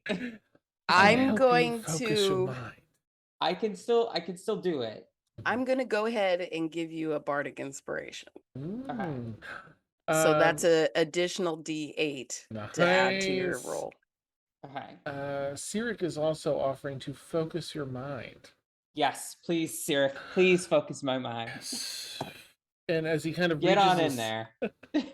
awesome, he reaches his hands out towards you, and it's almost like his whole like being kind of jumps into your mind, and it's a little bit of whiplash, but then it's like going on ADHD medication where the proper does everything just Just like And you're like- limitless, basically. yeah, it's awesome. Yes, hyper focus, which gives you advantage on top of Okay. Sinister's additional. I D8. just moonwalk back to you and just touch you, and then Okay. moonwalk back to my So space. that's an additional 1d8, right? Yes, 1D. Awesome. Okay. Okay. And then wait, hold on. Wow. Okay. Okay. That's a 30. Nice. I got a 29 on the advantage, and then the D8, I got a 1. Oh, 30. Oh my gosh. Still Okay. 30. So You in didn't the- even have to use the D8, but okay. Hey, better safe than sorry. Honestly, I wouldn't have put it past it. Yeah. Hmm. You in the dim light here just seem to fade into utter darkness. Like your footfalls disappear. Everything, your presence, you erase your presence. Using Nen. No, I'm just kidding. You Yes. Yes. And you're able to slip around the corner. The room itself is dark, and I'm gonna say if you want to make a perception check or investigation, you can choose which, and you can do it at advantage because Okay. you like cannot be seen in this room in this darkness with that stealth roll. Bless you. As I see her disappear, I'm gonna think that my dance was like the best dance. Like I knew it. Nice. You feel good, yeah. On the investigation check, I got a 14. Okay. And that's with advantage. Yeah. Okay, no, that's fine. 14 gives you, I mean, the DC is low because you have a lot of freedom of movement around this room being with a 30. Like it really dropped the DC for this. So you carefully scout the room in the darkness, knowing exactly where and how to step to remain utterly just invisible to the senses. And you find that there are no creatures in here. Incredibly dark, it's pitch black, but there are no creatures. The coast seems to be clear. Okay. So I'm assuming because Sirik is basically in my mind at this point, that this information is directly mentally relayed. You can you don't hear anything operating on that. You don't seem to hear anything back, but you imagine you might be able to just like speak telepathically. There might be a telepathic link up into Sirik. Am I still within 30 feet? We'll say you can come back around if you want to be like sort of near the entrance but still inside. Yeah, because like he has his barrier up, correct? Oh, the 60 feet? Yeah, you've got 60 Or, full it's feet with 60 that. feet. Mm-hmm. Oh, okay. Okay. So you can be almost not on the back wall, but pretty close. Okay. I would attempt to return and give a positive symbol. Probably one of the like all clear symbols that Sinister probably would have quickly taught on our way. Nice. That I at the moment I thought was dumb, but now it's just like, you know what, Sinister was right. This was a good idea. I love it. You all see that, and Sirik looks around, sort of sensing everyone's minds that that's an approval. Then let us enter the vault. And is going to push in. So Sirik's going to come in and wait for everyone else to kind of come in. And then they will, assuming everyone's coming in. Yeah. Yeah. Okay. Everyone. Thing. As you all find your way in here, carefully feeling around initially. Once you're all in, like long before you make it around the room here, Relek closes the door with some telekinesis quietly and slowly moves the locking mechanisms into place. And brushes his hand around the room, and small white crystals, maybe only like 6 inches or so, it's like half a crystal with only a few facets on the side, fastened against the wall like sconces, illuminate, give a nice even light across the space. There are bookshelves and tables designed specifically to read and take notes and study. And there's another table to take imprints of things. This is a room dedicated to the study of text and history. And there's just stuff set up everywhere. And as soon as that door's shut and the lights are on, Greylick's going to start going around this room looking hardcore for the book that he wants. What would all of you like to do as you're in here? You also want to search for the books you're looking for? I'm looking for Mhm. loot. I'm just looting. Okay, I'm nice. looting. Looting. Do you use your Anything Yeah. that looks interesting. Okay. Do you use your detect magic again?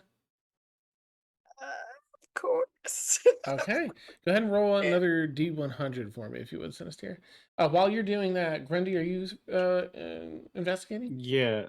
As soon as I walk in the door, I'm gonna post myself like close to it, just so that we'd have a little forewarning in case somebody tries to come through it. Gotcha. Essentially, I'll like keep an eye out. I'll be a lookout for everybody. So the ones in the room that can't be surprised are Zia and Liazano, right? Thea and Grundy. And Grundy. Okay. Liasana can't be surprised either. Oh, nice. Okay. She is alert. Oh, nice. Mhm. All right, so Grundy, you're posting up kind of here, keeping an I'm gonna ear say out. Ashavar's looking too. Okay. I would think, even though perception's not great, You're keeping an eye. Hey, Grundy, you're I think she would look too. Grundy, you're Mhm. keeping an ear out here for. Mm-hmm. Could make a perception check if you would, Grundy. I'll just see like general idea. You can do it with advantage because this is your sole task and you're safe for the time being. With the +2, that is 16. Hey, it says here, what was your D100? My D100 was 73. Okay. Love those D100 rolls. Mm-hmm. Is this Shar trying to speak to me? Shar, are you here? I see. You wait for that line to pick up, but it doesn't, unfortunately. Like it's just static. Breeless, what are you doing in here? Realith is definitely looking for the book. Okay. For any of the books that they're looking for. Also one with the runic stuff that could be the one that Streelick is looking for as well. Okay. All three. Quick thing that if she starts looking at books and I'm not sure if everything's going to be in deep speech. But if she starts seeing things that aren't in deep speech or aren't in that language that well, we'll just say that if she sees any books and as she's looking that's not in deep speech, she would cast comprehend languages on herself. Okay. I don't think, as you look through the myriad, I'll have yet to find one that does have deep speech. Okay, yep, comprehend languages on herself for an hour. So she understands the literal meaning of any spoken language that you hear, also understand any written language that you see, but you have to touch the surface. So she'll have to touch the surface of the pages to Oh, you'll have to go get your comprehend. archaeologist's instinct not to touch the precious materials. Oh, yeah. Go for it. Yeah, get your oils on it. Yeah. You've got to get physical, Yeah. Breelith. Get physical. Awesome. Physical. And Zia, what would you like to be doing in here? Zia's really been focusing on kind of just keeping her mind as clear as possible. Okay. And so it's basically going to have like Bo is there hearing the description of the books. Mm-hmm. And so is hoping that his quote unquote incorporeal brain is less knowable and is having him look around the room. Okay. Can I use Ashavar to give me advantage on looting? I feel like Ashvar would definitely be like, yeah, let's look for loot. Let's get this. So you can definitely do that. I'm going to check one other. I'm going to actually update Zia quickly on a note that I forgot to mention earlier. When you're talking about the books, You're talking about the runic one, and you were considering that might be the third volume of the Book of Enoch. Yes. I would point out that when you were talking to the archivist, they described 3 different books, and the runic book was separate from the one that sounded like the third volume of the Book of Enoch, which required Okay.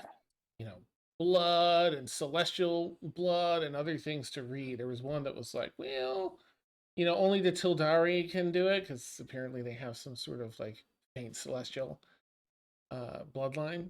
So they may in fact be separate. Oh, You'll okay. have to find out here, but I just want to point that out because I know it's been No, a thank you. while. I really appreciate that. That's totally my B. Okay. And lastly, before I ask for rolls, Steph, what do you think? What would you want Liazana to do in here? Oh, Is she looking for I that would book think she that wants? Liazana would probably stay on task of what. Yeah, she'd probably be looking for her book, I would say. Okay, let's go around and do some rolls. So let's see, Sinister, go ahead and roll an investigation check with advantage with Ashvar helping you. Oh, you're muted. Sorry. I think. My investigation is same as my perception, already way ahead of you. Nice, nice. It's a dirty 20. Woo! Okay. Nice. All right, and you're specifically looking for like anything Just treasury, I'm right? looking for, of course, the task at hand, but also goodies Okay. that of interest that I could possibly sell or magically, or look good for me and Ashvar because we like things that, enhance our wardrobe. All right, let's see. It's mostly scripts, books, and literature in here. I'll say that with a dirty 20, you're able to find 3 scrolls that ping as magical. Into the bag, I'm like, Ashvar, Mm-hmm. we got some magic. We got some magic. And you find... But it could tell me the school of magic too, by the way. Okay.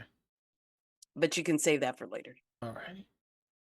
You also find with a dirty 20 a book, an entire book. It's maybe only a foot tall, 6 inches wide, 5 inches wide, and maybe only a couple inches thick. But this book also pings magical. There's no title, nothing written on the binding, and nothing within its pages. Look what we got. High five. Woo! Ashford up top. Which one of you collects the scrolls and or the book? Okay.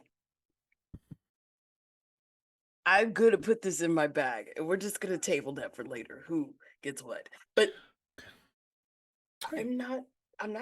You helped me, and Nice. I. Oh yeah, no, let's pack it up. We can deal with that later. Yeah. Yeah. Right, and we should be right. We're looking for the other books. Yes. Right. Oh, right. All right, so you pack those up in your pack and such. Let's see, Grundy, we did your perception check of 16.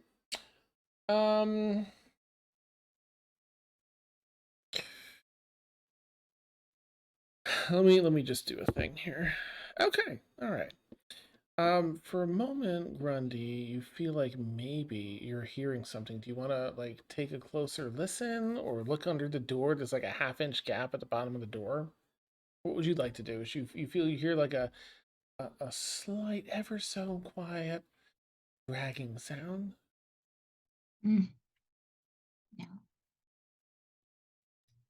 What I'll do is pull my other scimitar out, the shinier one. Okay.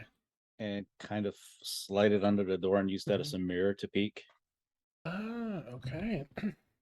What you're seeing is you're sort of down here with your scimitar out of the door.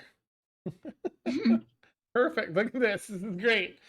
And you're looking in the reflection and seeing over here an illithid, unfamiliar to you, despite looking like the one we battled the other week, that is walking away, levitating away, but their cloth, their cape is sort of dragging softly on the stone behind them.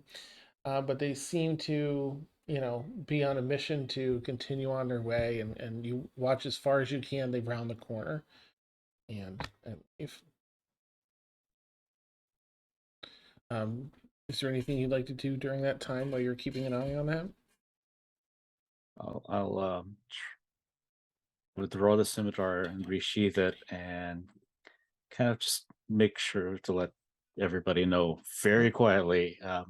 Yeah, there are lithids still kind of walking around. I would like to be in the middle of looting and be like, ugh, and then just like have like fairy fire ready. Mm-hmm.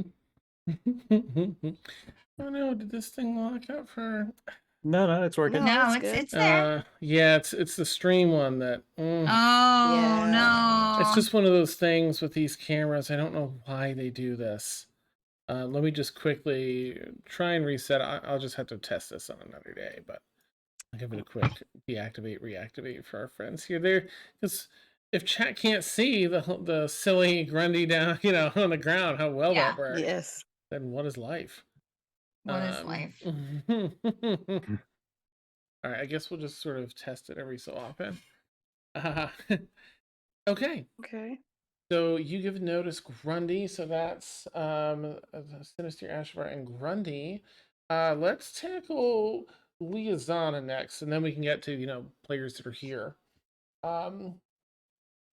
For some more of the juicy stuff. Okay. Liazana, almost like a fevered mad person. You can see she's trying to be quiet, but not really. She's just like, where is it? I'm here. I'm here. I'm gonna get these answers. I'm gonna get to the bottom of this. And you can even sense that turmoil, which you've sensed in her a little bit recently, where she agreed. She signed that contract, basically, that magical contract, to not be the one that acts the revenge, that kills. She cannot bring any harm to any Order of the Spectre member. So, oh my goodness. But she is feverishly looking through. And what was her check again? Oh, I didn't do checks. Can you please have You didn't have Liazana me do an roll anything. investigation check? Okay. At disadvantage, because she is almost in a panic state as she's racing through this. Okay. Investigation. That would be just a 9 with disadvantage. Okay. Feverishly looking through. I'm gonna have a Gracchus check. Okay. Yeah, I'm sorry, Gracchus. That's kind of close, but that's gonna cut it just Womp womp. again. Sia, go ahead and do your investigation check. You can you still have some time left on the focus mind, so you can do it with advantage. Okay.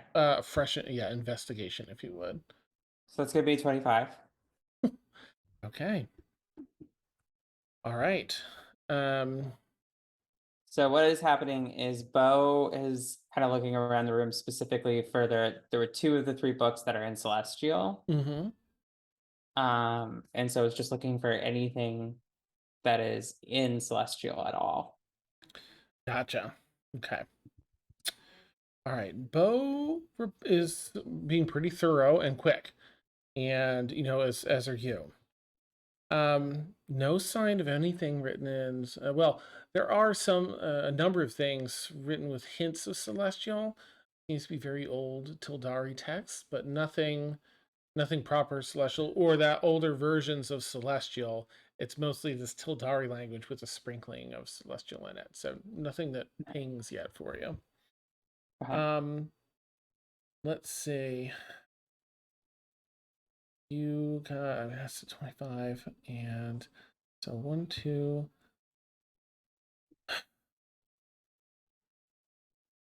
Let me just do these other checks for Titania as well. Okay, and Sirik gets advantage also. Okay. All right. A few things hit here. Within, probably seconds of one another, you find something. You find a book that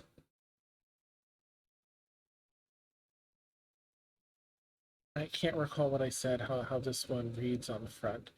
But you find the Tome of Horrors very clearly. What languages do you read and understand? In I have it written in the last session that I was at 2 sessions ago that the Tome of Horrors is in common. Oh, perfect. Thank you. But if this is the runic text, then maybe it mixes common and the runic. It's not. I The don't runic know. is the third one. Mhm. Oh, okay. This is the one that might be more along lines of what. I mean, do you take a look at it at all? Like, you pick it up and you recognize the title. Do you like look through it all to see if this is it? What would you like to do if you find it? We do know from the last time that it affects the mind when you read it. That's what the archivist told us. It can't be shared in spoken word, and only one person can read so much before being driven mad. That's the one. Yeah. So, Zia is not going to open it. Okay. Or as soon as the title is read, she's gonna be closing her eyes, being like, "I did not see that." put it in the bag. Awesome. And we're not messing with that. Okay. Are you sharing that you found it, or as you find it? Zia would probably ask just to make sure with what's their name? Cyric? Cyric. Yeah, just to make sure that that's not the runic one. Okay. Or if we should take this too in his or in their opinion. Okay. So as you look up, just kind of scan the room, you see everyone like Lisanna in the back corner over here, like feverishly searching. You are actually you'd be here by now because Sinister and Ashvar are here.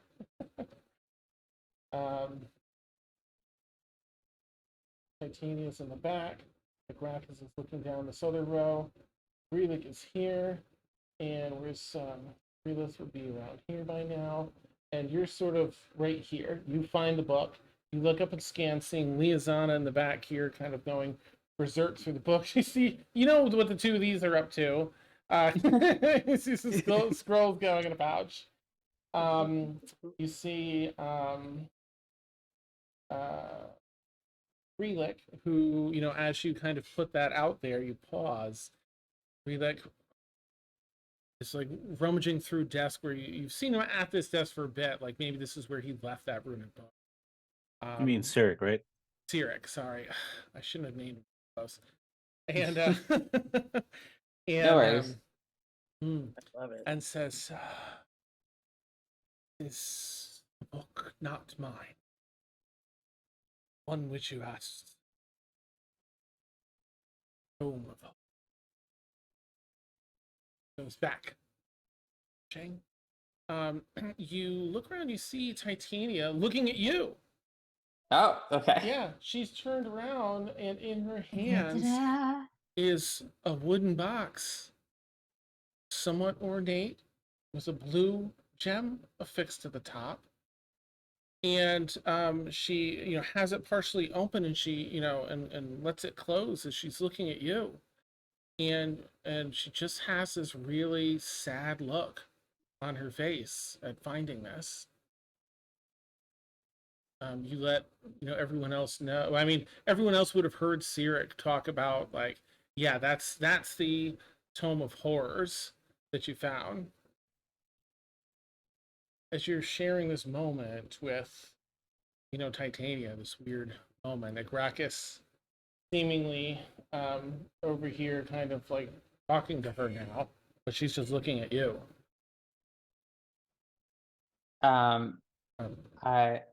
Okay, can I walk towards her and Absolutely. Yep. You start you have to go around a little ways, and she just kind of like absently follows you as you walk.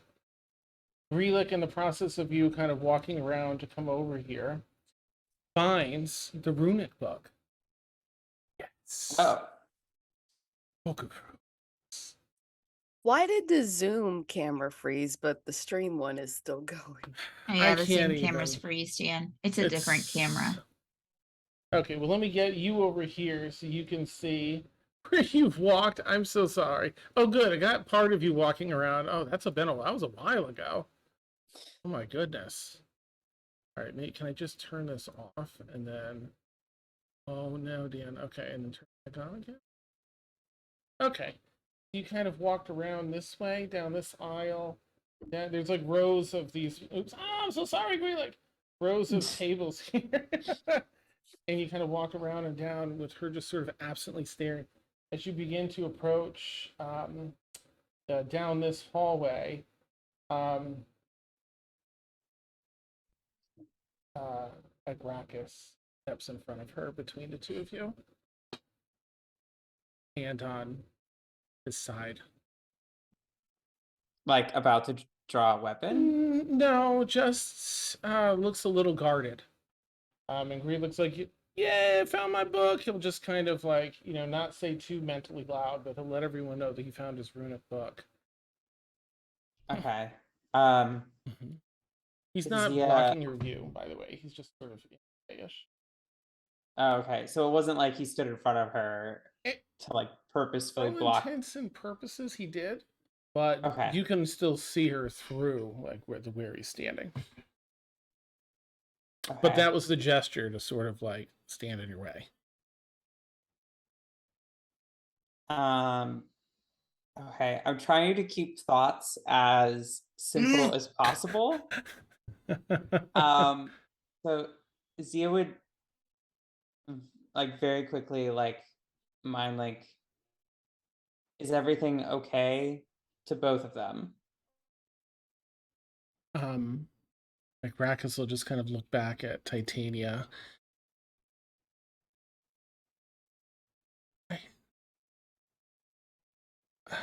She seems to be stuttering mentally. I will say that you do notice on the top of this case around that gem seems to be affixed in the center of a little carving on the top of the wooden box. And this box, the carving seems to make a wide oval. And the bottom of this oval has roots that grow up in a really thick, like a tree trunk, that then seems to extend into branches that become like a nexus, a galaxy above, and sort of at one point sort of phase back into like a cloudy base that, comes back up into the roots of this tree. Much like the description of the tree, the world's end. Okay. You see her, struggling a little bit. And this is also me looking at my notes. I'm so sorry.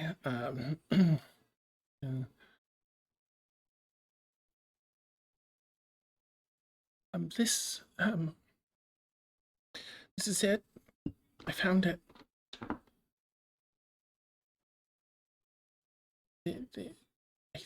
I'm worried that this is the box for my vision.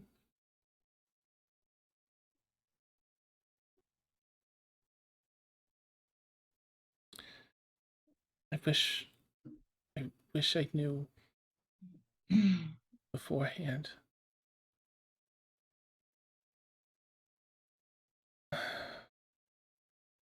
There really isn't a choice to be made here.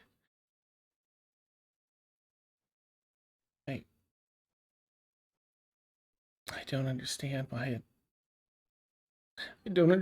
it feels so wrong. Why I feel so unsure. You see her almost talking to herself more than she's talking to you at this point. I know what I have to do. It's breaking my heart, Sia. Is this really the cost of my burden of visions? The weight of my responsibility? Why does it feel so heavy?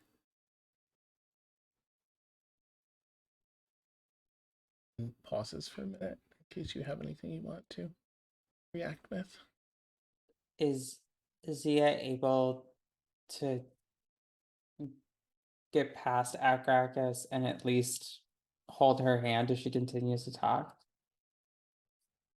As you step a little closer, Akracus steps directly in your way.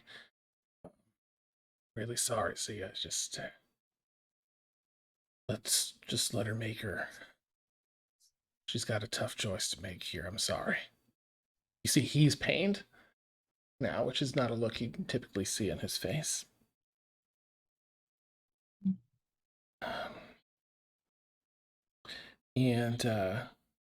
Okay, you're go ahead and do an insight check, Zia, if you would, to kind of like dive into what you think. And you're focused still. Okay. So go ahead and do it with advantage.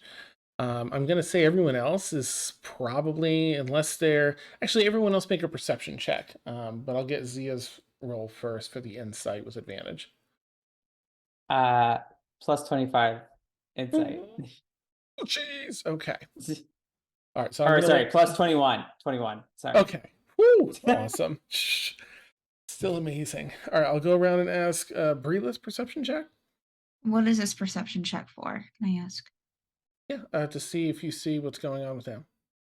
No, because she's still looking through the books. She hasn't. Okay. Can you do one for Liazana, if you would, at disadvantage, because she's still feverishly looking? Sure. Thank you. That's a 10 total. Okay. Yep. She continues looking through the books. Grundy. Should I roll this with advantage just because I've been like so focused on like paying attention to everything, or just a regular roll?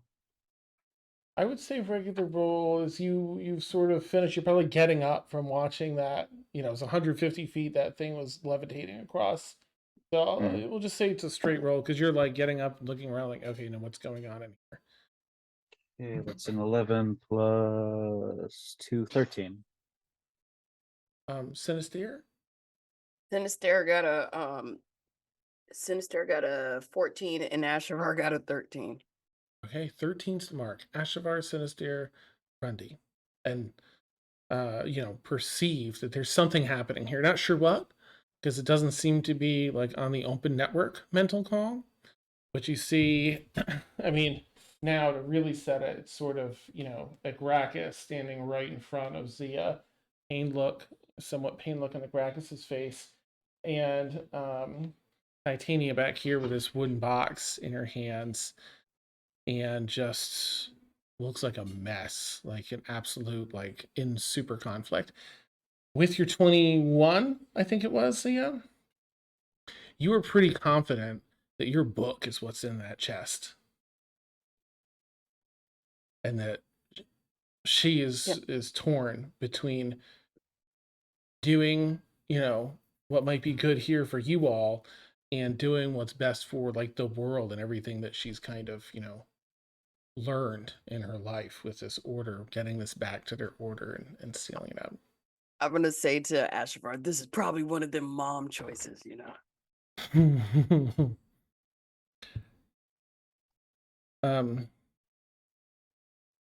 So in that moment, do you have anything that you want to say or do? Because, even though Agracus is standing there, that doesn't mean you need, you can react however you want, whatever you want to do, whether it's talking or anything, pushing, whatever.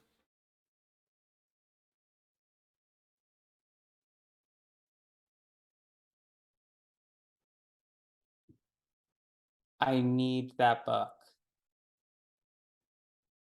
I need it. See, this will end the world. I have to keep it safe. The only way we can keep it safe is if we keep it together and away from my sister. Go make a persuasion check. Persuasion is +0, so this is gonna be great. Can I give Zia my my sub die? Absolutely. It's a 2d8. I mean- 2d8 to add. Okay. And this would be flat, I'm assuming, right? You roll and then add the Mm, 2d8 add if you whatever- need it. Yeah. Mhm. Okay. Yeah, sorry, a straight roll. Yep. Okay. And then 2. Only because she's in such conflict. Otherwise, you'd probably have advantage. But Yeah. Uh, Okay. So that's 12 plus 13. 25. okay. Thank you so much. Chris. Nice.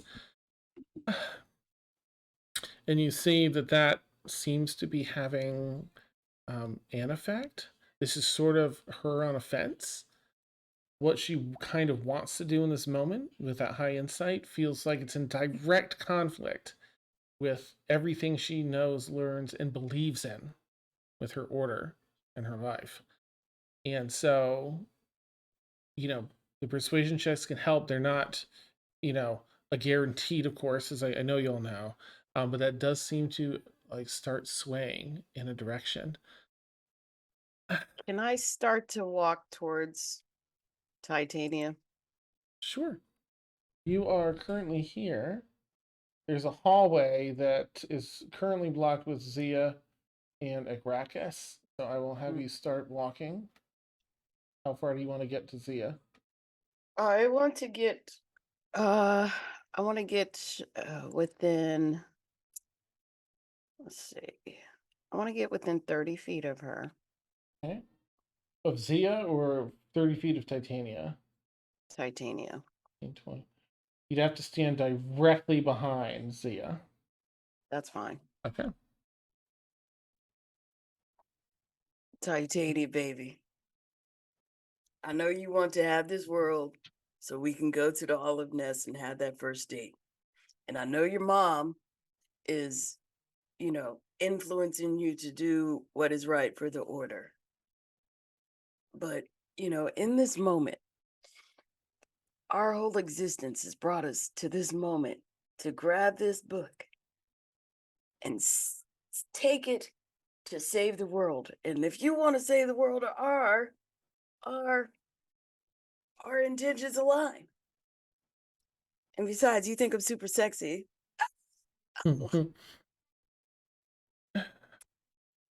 This is what I've done many times before. I've kept the world safe. Follow my visions, and I take what I need to, and I bring it back to the order, and I keep it safe. I mean, it did the safe. vision actually tell you to bring it back to the order? This is I'm what trying to we do. persuade her. I'm like, did it? Or was it just the box? Because I got a feeling that if we take the book and give the box back to the order, that's still in line with your vision. So Sarah, please. I'm just trying to say that her vision only had the box, not the book. Titania, please give me the box. I'm just saying. You see, she starts to feel a little overwhelmed and seems to take like half a step back. I am. I'm trying to persuade her to be a little, In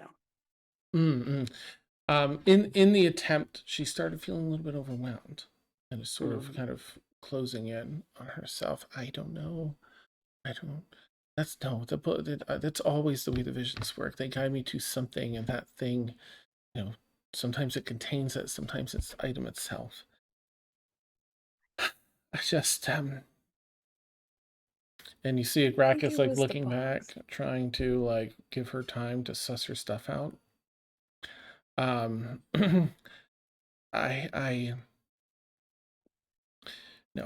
need Agracus, and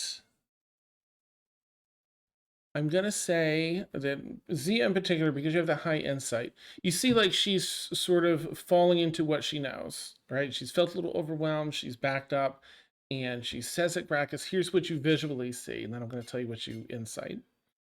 You visually see Agracus is subtly casting. So you don't see that because it's a subtle cast. Boom.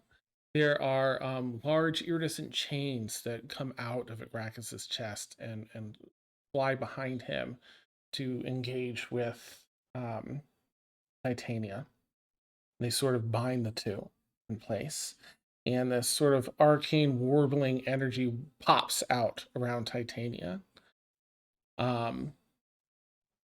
She opens up the bag. She's sitting down.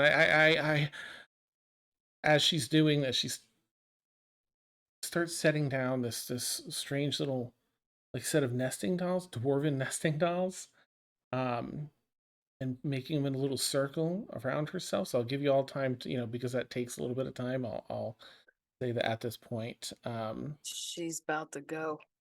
See, there's where's the I'm so sorry. I'm consulting my notes super quick. Give me just a super quick sec. Yes. I know I wrote this down. Where's the Anyway, there I don't know why I can't see it, but in my notes, but I know that the little nesting dolls are painted. And they're like little painted versions of her. Takes one out, puts the next one down in a circle. So while that's going on, Zia, you insight based on her body language and everything, she's leaned far enough to start some sort of cast to probably return this. But you can Okay. tell that she's also not sold on the idea. She's still in conflict. Zia has been trying to quiet her brain as much this whole time, but this is basically her singular task of existence Yeah. is to like get a hold of these. And now that like she can finally see one, I mean, it's pretty much all going. I mean, I think the calmness that she's trying to put down is just gone. She's gonna try to lunge and take it. And if somebody gets in the way, I mean, she's not gonna like pull a dagger on them or anything, but is not gonna hesitate to use physical force to move anybody out of the way. Okay. Can I tell that they're casting? Nope, he did it subtly. I mean, you can tell that she's doing something, yes. I mean, she's not casting anything currently, but spell components when you see them. And although they're unique, they're being constructed in a way that's a spell thing. Well, if I'm going to ready an action that if it seems like Zia or anybody is trying to bamf or like Zia's trying to, like, I know a spell's being readied. I think my normal inclination is to dispel magic, and I'll cast it at a higher level if necessary. Yeah, what level would you like to cast Dispel Magic at? And are you targeting Titania? Well, I don't Like that know warbling Arrakis is energy? doing. I'm targeting, because he knows magic. I'm targeting the spell. Okay, like that warbling energy. Yeah. I'm Okay. targeting that energy. Zia, Sinister, can I have you both roll initiative as Arrakis opens up and goes into a completely defensive stance as Zia lunges? Damn it. Okay, is he trying? I mean, would you count alert as being effective in this situation? Yeah. Okay. You won't be surprised or anything like that. And so I think It also adds a +5 to initiative. That's why I nice. asked. Go for it. 100%. Okay. I got a 7. So that's gonna be 26. Woo. All right, 26. So you 100% go first. So yeah, Arrakis ended up with an 8. So just Oh. Zia, are you looking to, like, as you lunge, he steps in your way, so you can grapple him and try and or you can push. There's a push action, or anything else. Zia has the potion. Well, actually, question: Mhm. How tall is this room, and do the bookcases go floor to ceiling? Bookcases go floor to ceiling. They all have little ladders for the higher things because the room's probably about 15 feet tall. Okay. Zia's gonna take some of the potion of climbing and climb up the bookcase behind him. Okay. Just rush through and around. Oh, Arrakis is going to take an attack of opportunity.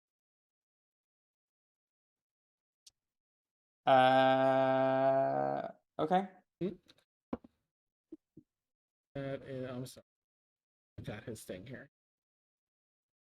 So again, you see him in conflict. This is you can just tell by looking at him, not what position he wants to be in. Oh wait, it's in my characters. That's right. So sorry. Okay. All right. Oh, jeez. All right.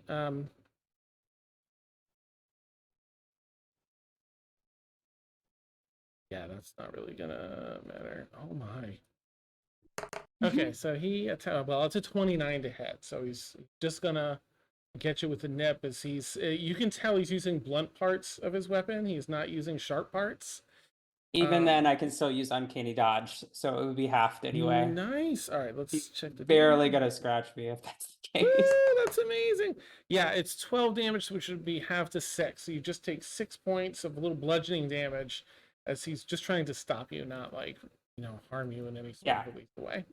Zia's not like caring about this at all, and is carrying on as if he's not even there. Nice. So you're up here. You're kind of on the wall. You can get about 10 feet away if you're trying to get back down on the floor behind him.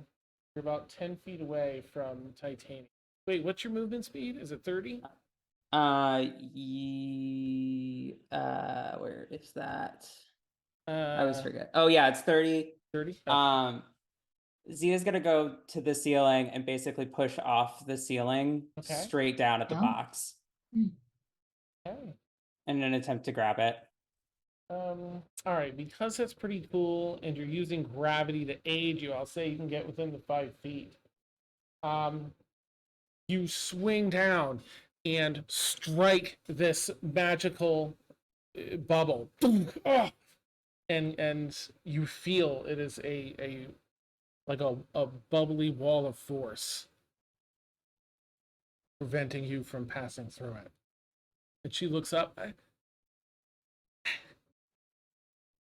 See,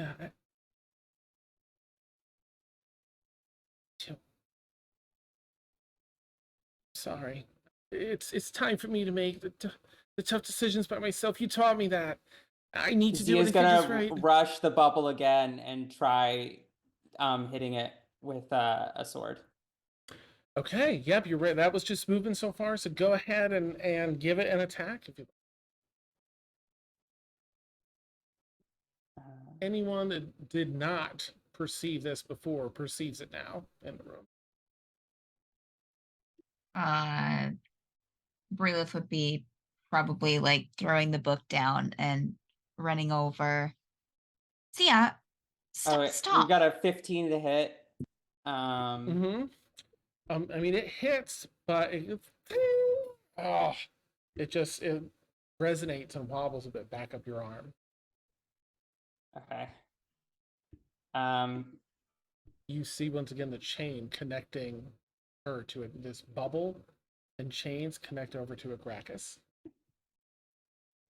Okay, she's gonna then try to rush Gracchus again, going up the side of the book shelf to try to catch him. Gotcha. That's your turn for now. Okay. Unless you still have a bonus action in case you want to throw something at a Gracchus. Actually, yeah, I'll throw a dagger. Okay, go for it. Then I'll start checking in with everyone else. Okay. Sorry. No, it's okay. It's battle, so I want to make sure we get that battle piece before we flip over. But we'll go back and forth. No worries. I'm just trying to find out where it should be under the throne is versus the. Gotcha. Okay, so that's an 11 to hit. Oh yeah, no, but that's just something at Gracchus. You can tell he's got some heavy leather with the padding and stuff, and it just. Let's see. Hurried up. Okay, that ends your round. I will check in with, of course, Sinister. You'll have your round here shortly after Gracchus. Brilith, what would you like to do as you see this? I don't know if you want me to roll initiative. I mean, Braylith wants to cast a spell. You want to do battle, anything battle related? Yeah, go ahead and roll initiative. Okay.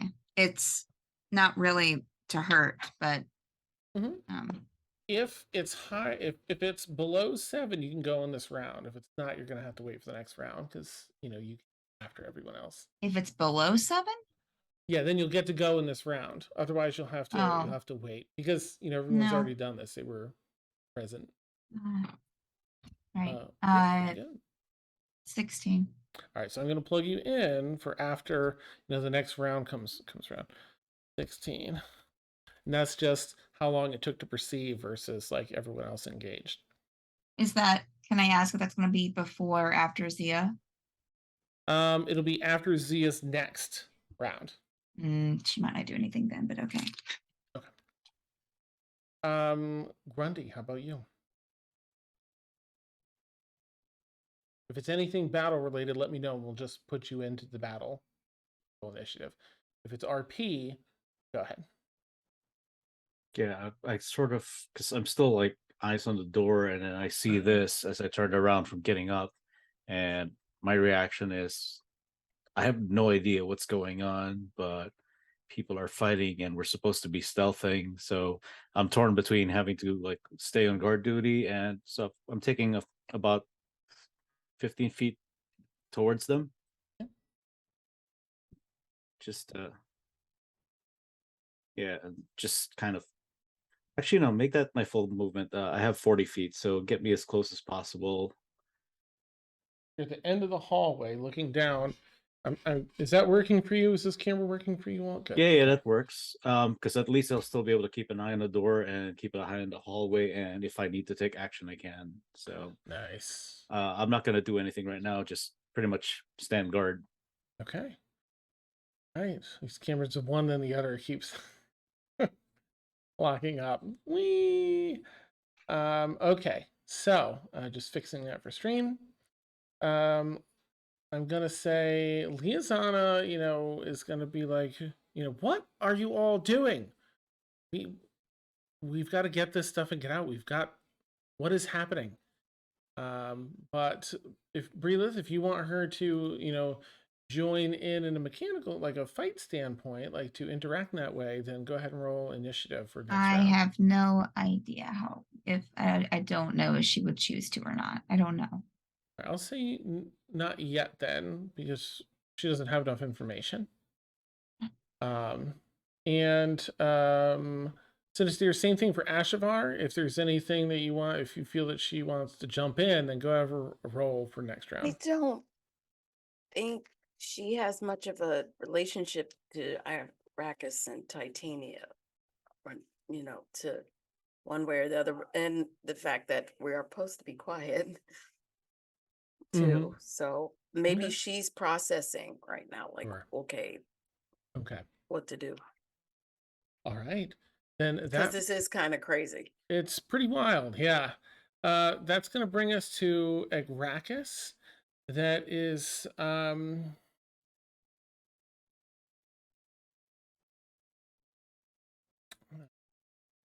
super quick second. I'm so sorry. Actually, during Arrakis's turn, I'm gonna do a little role play with Titania and Arrakis. You'll hear Titania sort of with this loose resolve. It's not really a firm resolve, but preparing the spell, getting the different Russian nesting dolls down.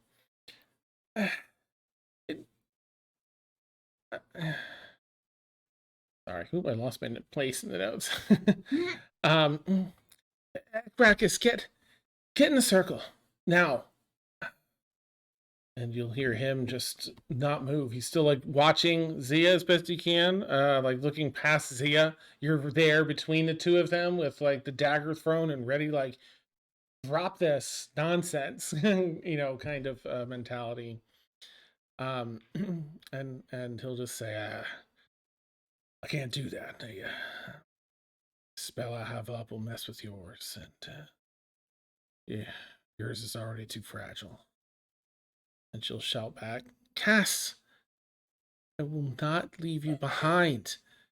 Don't ask me to go without you. It's already too much to have to hurt everyone here. Look, their pained faces. Just about all I can. She kind of drops down to her knees with this, within the circle of nesting dolls. I can't. I, I can't lose you and them all in one terrible moment. Get in the circle, Cass. Please. And Agracus, and that's it for right now. That's Agracus's turn. That'll bring us over to quickly Sinister. Oh my god. Hmm. Now, I think, were you still looking to cast the spell? Or do you have something else Yeah. you'd like to do? Oh my goodness. I want to cast a spell magic, but I don't know if I need to dispel Arrakis's magic Mm. or Titania's magic.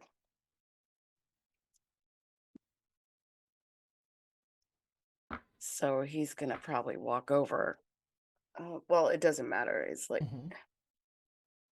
You're 10 feet from Agracus currently.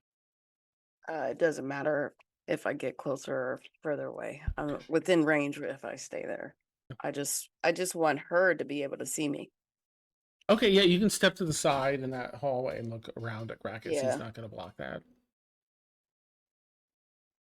And I'm gonna be like, Titania, please, please, please, Arrakis is only helping you. He cares deeply about you either way. I think he will follow you, whether you decide to leave or not. But please, if you value our friendship, don't go. Please, stay right here. You could always give this back to your mother. But please, just for right now, don't cast this. For all our safeties, we're not supposed to cast anything. We're not supposed to make noise right now. You're putting all of us in jeopardy if you do this.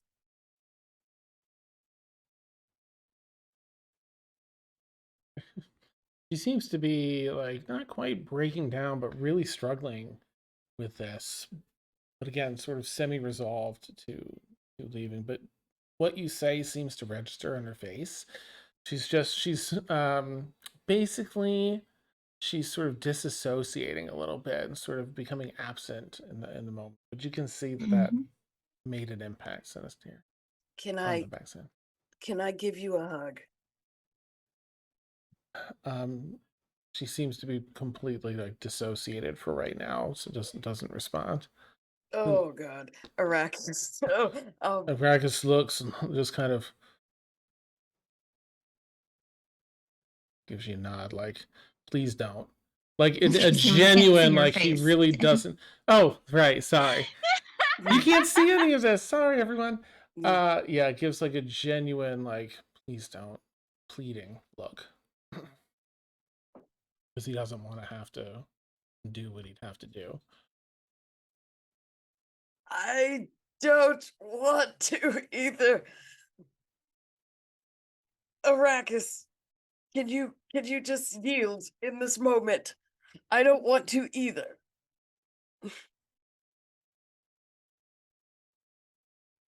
Sinister, I've grown to appreciate you, all of you. And he looks back, seeing her like totally out of it right now, and knowing that she isn't in a state to explain or anything. He's just gonna. You can always give this back later, but right now, not here. It's you don't understand the weight that's on her shoulders. You do. So let's stop this now. Please. I know this wasn't the decision that you wanted, and hell, I can't say it's the one I wanted either. But I have to back her up. I'm here to watch over her, and See, she becomes all she's meant to be. And that's all I'll say for right now. Oh, this is gonna lose me my date. Anything else for Sinister? Or are you doing like any of the casting or anything, or is that end your turn? Oh my god. I'm gonna do it. Okay. I'm gonna cast Dispel Magic. All right, you're casting on that warbling bubble, I think. Yeah. Okay. Okay. And so, what level do you want to cast Dispel Magic? I'm just gonna do it at the basic one because I'm thinking that's a level 3 spell, right? So you cast at 3rd level. No, it's normal. Detect magic or Dispel Magic is a 3rd level spell. Okay. So you cast that at its regular level. Yeah. And the bubble barely budges and remains Oh, intact. you have to beat my DC. You get the sense that Dispel Magic does not work on this particular spell. And then I'm gonna do the magic equivalent of holding the boombox up in the rain. Okay. You know what I'm Nice. saying? And I'm just gonna be like, please, Titania. I just don't want you to go, Titania. I can't let you go, Titania. Please. Just stay. I sorry, give me a consensus.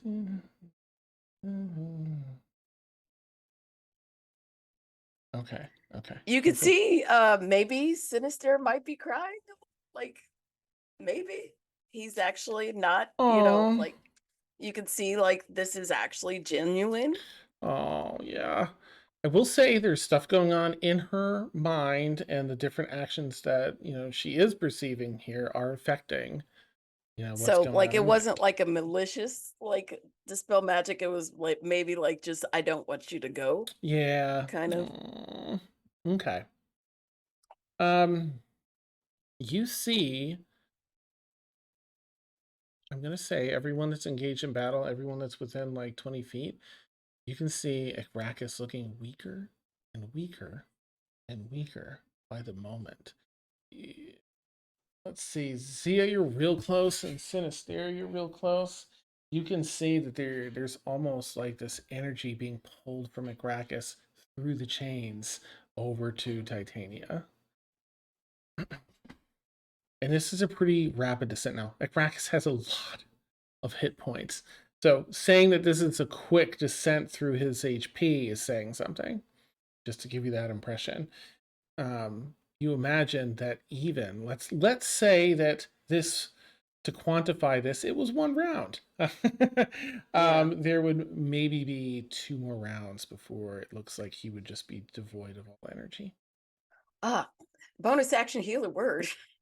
Yeah, you want to cast the healing word on him? Go for Yeah. it. Yeah, let me know what the heals are. Okay, I will hold on. factor that in. I'm just gonna roll it in D&D Beyond instead of trying it because this feels desperate.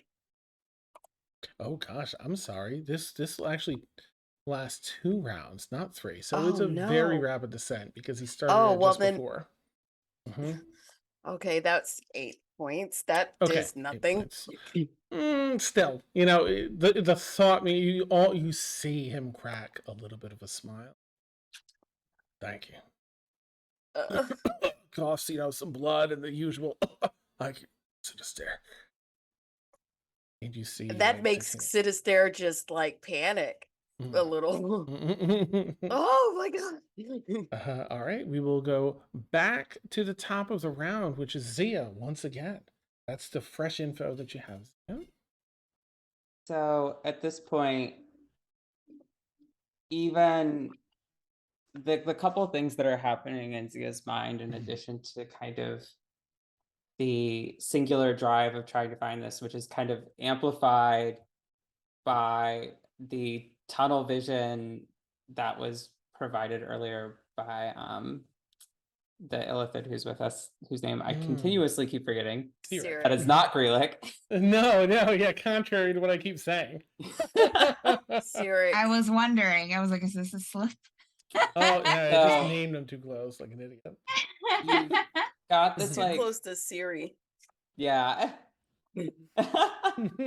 You've got this tunnel vision, this goal that has been going on for years in her life to try to find this. Like it is an absolutely crushing moment that is really, really difficult for her to pull herself out of. And even looking at the book of horrors and like reading the the title page, I mean, she can almost feel like that also subtly affecting her.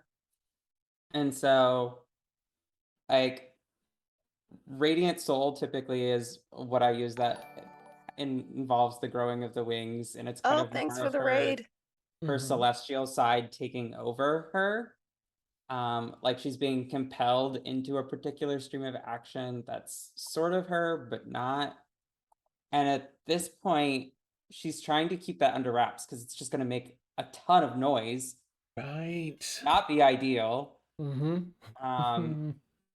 But she's really, really, really trying, like veins popping type. Yeah. And she's just gonna look at Titania, Mm-hmm. and one eye is just gonna be this solid bright white with the veins on that side of the face kind of creeping more bright whiteness Okay. as it spreads throughout half of her body. And in a voice that's like her own, but also like almost like that of a celestial underneath it. Like it's not physically louder, but there's like that kind of weight to it. Yeah, nice. It's just going to be, we predate the order. We know better than them. Give us the book, Shit. or this world will crumble. Oh, The dang. decision is yours. Our fates rest in your hands. And then it's basically going to be running up and just pounding like physically on the barrier as much Yeah. as possible, despite its futility, Mhm. literally to the point of like bleeding. And the blood as it seeps out will be also a bright white, but as soon as it touches the air, it turns black and then into dust. Okay. All right, let me run that through. Titania is drawn out of this sort of dissociative state as she hears you begin with the power of this voice, your voice, with the underlay of celestial, and she's looking with this with all this intent to truly try, and it's like she's pleading with you to convince her with her, with her look, and she listens to each step and is just processing. Yes. And as you start striking on this, so it's a wall of force spell. So that's why dispel magic doesn't work. It's pretty potent, lasts only so long, but you're cracking and cracking. I'm gonna say just for the rule of cool, because you put that level of detail into it.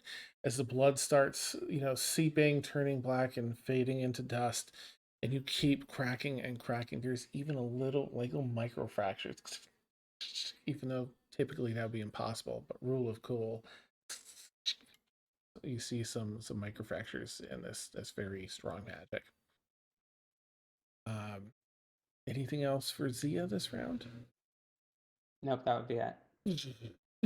And it's not like it's echoing loud in this chamber or anything like that, because the chamber is, again, it's like 3-foot walls of stone, so you're pretty okay in that regard here. We go over to Breelith, who's in this round. Breelith, what would you like to do as you're seeing all this? So, okay. So outside of Titania and Arrakis, I am seeing Zia being very upset. Sinister crying. Stare crying. Mm-hmm. Grundy is just standing there watching, right? Like ready to do something. He's yeah, you see that processing. What Yeah, is processing kind of lost. what is Liazana doing? Liazana's also processing, like, what are you doing? We're here on a mission. What Okay. is happening? So just Sinister and Zia. Brila is going to cast since it worked so well just a half hour ago. She's going to cast Calm Emotions. Over Zia and Sinister specifically. With your permission, Brila, because this is your spell and I will not step on the basic mechanics without your permission, I'd like to give Zia advantage on this, given like the RP in her current state. But if you don't want that, there's no harm. Like, what? You don't want that because it's a very powerful spell and very appropriate. You do not need to do that.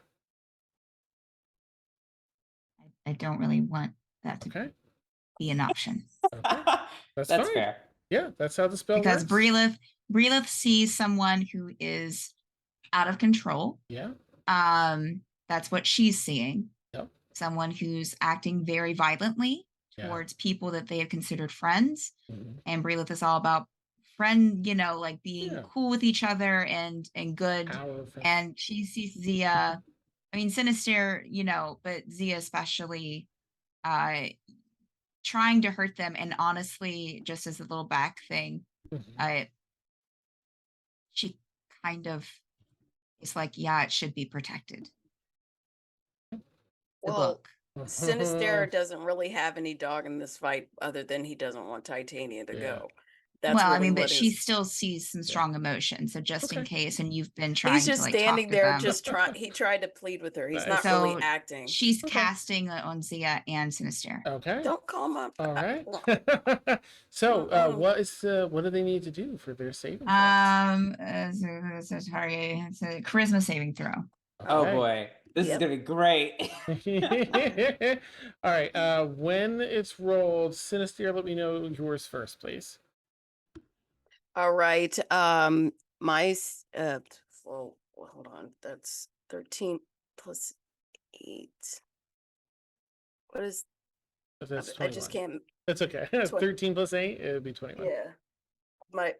My brain just started. Oh, Sinister passed. Okay. Zia? 16. And that passes. So they both pass. Okay. Hey, just know, like, Zia's side is really trying to pull back in this moment. Like, Brelith is getting through a little bit. Okay. You see, both feel that touch, that sense from Brelith. How far is she away from the sphere, or from Arrakis and Zia? How far is Brelith? 5, 10, 15, 20, 25, 30. 35 feet to the sphere around Titania, and 5, 10, 15, 20, 25, 30, 35 feet from Arrakis. Okay, well, she's not going to make it to it, but she's going to try to like start running over there. Okay. So you can try and climb over the benches and stuff. It'd be half speed as you move, so it'd be like 5, 10, 15, 20, 25, 30. It would be much closer. Or you can go around the hallway and like 2 turns. Whatever's the quicker to get there from point A to point B. She's in destination, which she won't get there. In destination was, or her purpose of doing this was to like get in between Zia and the sphere or Arrakis or whatever. Gosh. Okay, you're trying to get over there. All right, 5, 10, 15, 20. Like I said, she probably won't make it, 30. but no, but you can get pretty close. You can get next to Eric. And so your next turn, you can probably get there.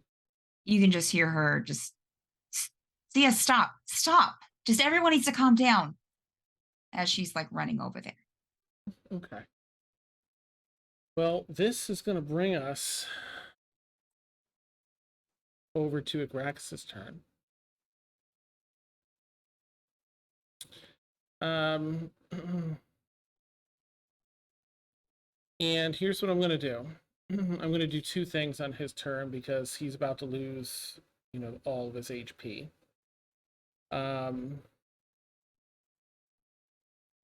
Okay.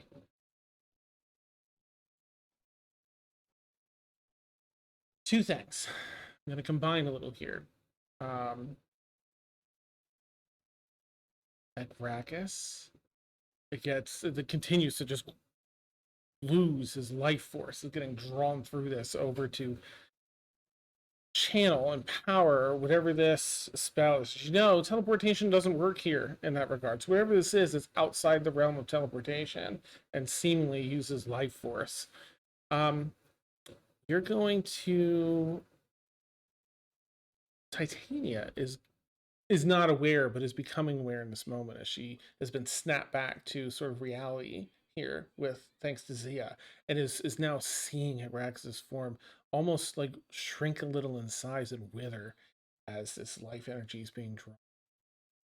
She gets really concerned. So I would like to give everyone a moment, and I'm just going to ask everyone to be a little bit concise with this part. But I want everyone that feels like they might, seeing this moment of Titania really reflecting and being very nervous about her decision. Those that want to can make a plea, a short plea, because I want to keep it moving, for lack of a eloquent term on that. So, Brilith, do you feel like you would have any plea for Titania in this moment, or do you not understand what's happening enough? No, not for Titania. She'd still be probably just focused on stopping Zia. Liaisana's the same. She's like, wait, what's happening? Sinister, do you feel you would have a brief plea for in this moment? Please, Titania. I really care for you, and I don't care for anyone. Please don't go. And then he's just gonna try and move closer to the bubble and just like you see him wanting to, reach out, but he just kind of falls. Like he knows he knows that it's probably not gonna work. That he Okay. really he's trying to be sincere, but it's not gonna work. Well, you are able to walk by Agraxus, who weakly kind of grabs for you, but you, in his state, he can't, and you walk by. So you stand next to Zia now, on the wall of force, and you do that. You kind of lean up against, like Spock, and Kirk against against the bubble like, there. Yeah, like I'm trying. I'll always be your The friend. tear-stained face, Mhm. and probably just like a little like sheepish, like the facade has Okay. fallen, That's and he's just beautiful. like Makeup please. running and Yeah, like Oh. guy liner just Yes. he's a Okay. mess. All right, beautiful. I think Ashavar is the same thing, sort of not really enough space for that. Wouldn't know what to say. Grundy, is there anything for you in this moment where you kind of, feel How caught far up? is Carcass from me? 5, 10, 15, 30 feet.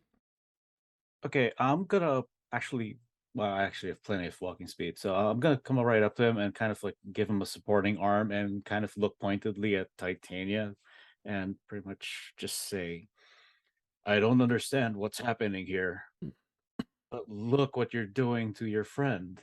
Look what you're doing to your friends. He's trying to like nullify that, but he can barely raise his hand. But you see her like,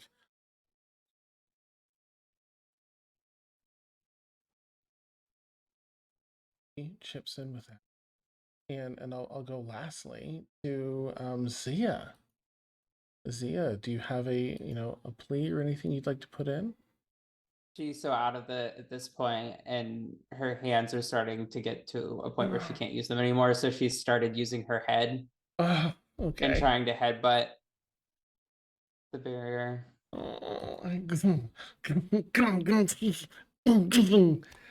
my gosh. Yeah, same thing. The blood that comes out white turns black and dust turns to dust and blows away. Smudge marks of that kind of dust on the wall of force here, which in itself is a plea.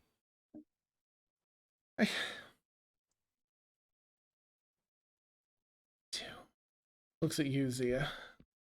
Mental message directly to you. 22. Don't know At what's that right. at that point, I feel like it's gonna just be Bo actually that Okay. she would probably see, just being like, this isn't Zia, this isn't all of her, but we do need that book. Her sister has two of the three of them necessary Mm-hmm. to do what your visions have warned you of. And Zia's visions for years have warned her of something similar. It's, you can reach her. I think you can reach each other, Right. but you can't go, not now. If you do, I don't know if Zia will make it. You're always looking out for her, aren't you? Which is a little odd of an insight.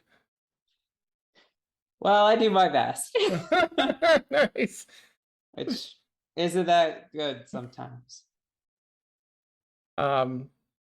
Takes her hand and slaps away the dolls that tumble off onto the floor, breaking whatever spell circle that she had as Agracus. I rush in to hug her. Nice. Let's go. Yeah, all right, so you get a hug in. I'm gonna cover a couple I'm just things gonna that are hold gonna her happen. like really Aw. tight. Okay, you get a good Yeah. hold on Yeah, and just so Titania. you know, I'm actually physically holding Caracas up, like support. He's using me as, like a crutch. Okay, and he's sort of hanging. He kind of starts to slump down and holds his hand. Seems to be relieved that Titania's done this. And I hope you'll all bear with me for a little bit of RP dialogue here. Back and forth a little bit that Agracus and Titania are going to do. Where are we? Okay. Can't support himself anymore. Drops sort of in your grasp, and it's really just you using your strength to support him. Glances up with and says with what feels like his last breath. This guy is withered. He's not the person that stepped in this room. I'm sorry it turned out this way with all this. We gotta fight with ones and protect the ones we're left here for. And he just, with this last bit of conscious energy, pulls his head up and looks. So Zia, this half, Asimar, this is you play that as that's Bo, like, in control of that half, or is Bo still a separate? Bo's separate. It's Okay. just Zia's so locked deep in her mind in conflict with this other being that Bo is the only one that can be reached in the mind link at that moment. Okay. So he looks up and we have to fight to protect the ones we're left here forward again with that last bit of energy, lifts his head and does not look at you, Zia. He looks at Bo on your shoulder. You understand me? Abezethabu. You gotta. And his body Agragus's body begins to emanate this field of divine energy. Vertical lattices like northern lights. And he gets really light, Grundy, as it intensifies with its warbling. Seems to be completely disapparating, and this half visage of where he was in your arms looks back up with a very fierce look that you've come to know from this tiefling of grit. Looks up, thrusts his arm out, finger pointing once again directly at Bo on your shoulder. So yeah, you gotta remember. And the energy consumes him, and this field of divine magic fades away. No longer over your shoulder. No more weight Grundy. I'm gonna quickly message you something, Claire. A whisper, if you will. But please, if everyone else has anything in this moment that they would like to cover as this takes place for the next 6 seconds, like Sinister is down there holding Titania, who seems to need it. She's just sobbing. Now she's seen, Agracus disappear, and she's just We're lost it. just both crying messes, and I'm just. Oh, okay. Zia, so sorry, real quick. Zia, with your permission, in this moment as Bo, I'm gonna send this message. I'd like to say, if you're okay with it, that you kind of draw back to your Zia, that this might snap you back to your Zia form so you can properly process this info. In case you want to react to it. You don't have to, but go ahead and think about that for a minute, and I'll check in with everyone and see. Okay, Breelith, you have something. Yeah.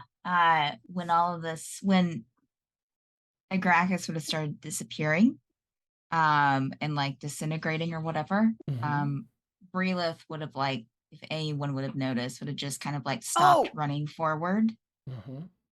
And would have stopped running forward and started stepping backwards away from the group. But would have also kind of as until she got maybe 10 feet away from the group, and as Crackus would have started disappearing, she would have looked at Zia, which of course Zia is probably out of it and wouldn't even see, but would look at Zia and, what did you do? That's it. But she just looks really shaken. Okay. Grundy, I'll check in with you then. Grundy, anything for you?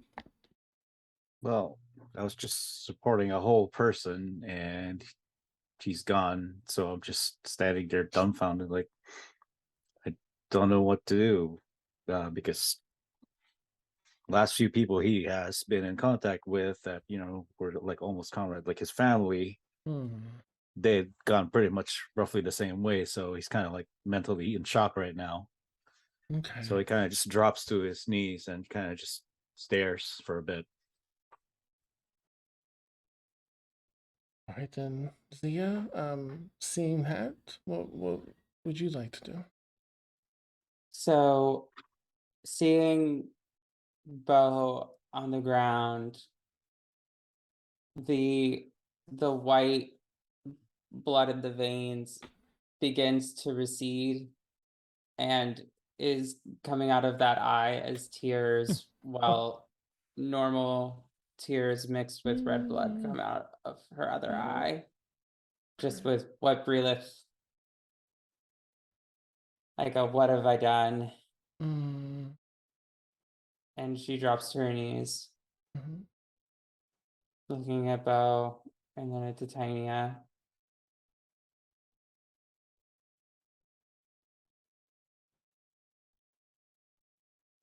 And that's really all she can handle at that point.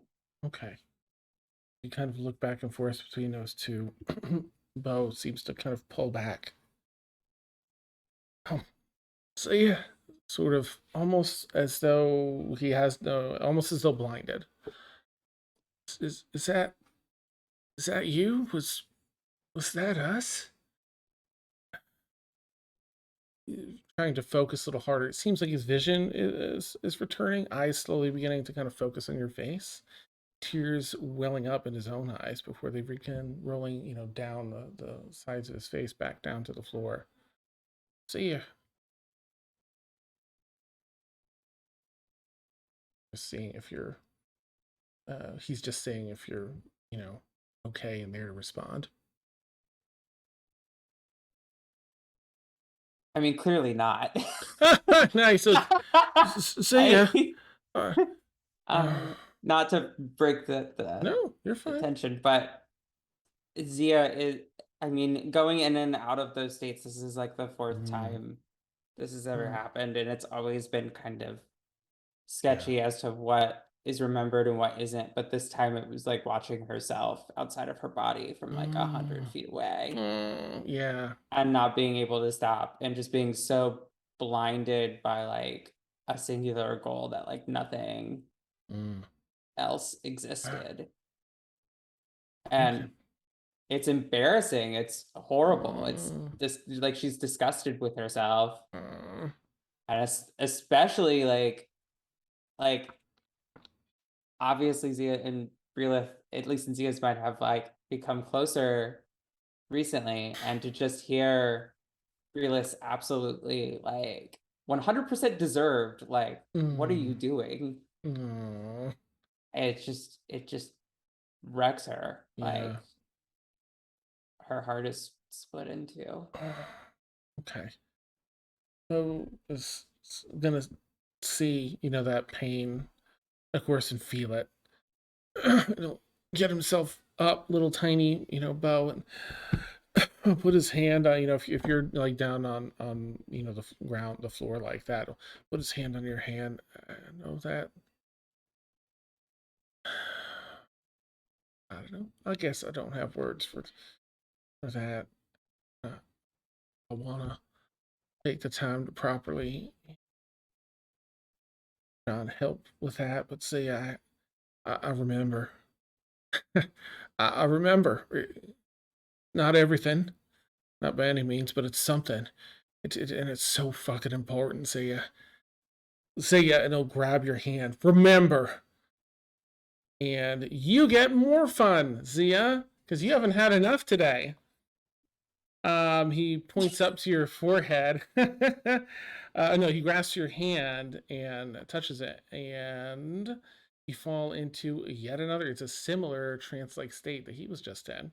So none of you see Bo, of course, but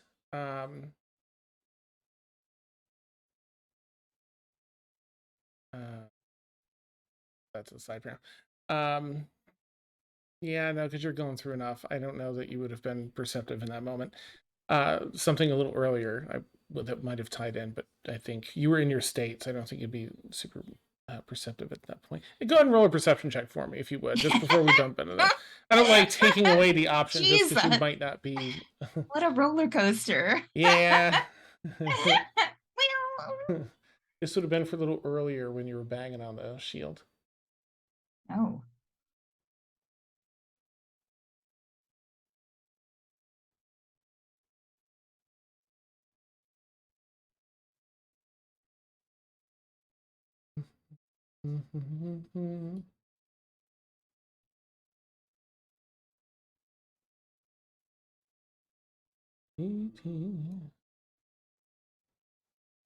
And that's for Zia when you get a chance, unless you're just waiting on the thing. Yeah, sorry. I thought Brilith was perceptioning. No, My no. perception? Yeah. Because you were banging on the shield, so Oh, that is definitely a full disadvantage. Yeah. Please. No way. Come on. That is 3. Okay, all right, good. That I'm fits so with the sorry that story. you had to wait for that. I thought it was. I'm That's so okay. sorry. No, I am so sorry. I wasn't super clear. I'm fully sitting here like writing notes, and I'm like, I was literally What's staring going at on? I was staring at D&D Beyond, waiting for the roll. Like, Yeah. I was like, sorry. maybe I am so sorry. It was so much suspense. I am so So sorry. Bo has held your hand. No, you're entirely fine. It makes sense because you would have not even been perceptive in that moment when you were in that zone. Bo says he remembers, and he'll points, he'll grasp your hand and says, "Remember."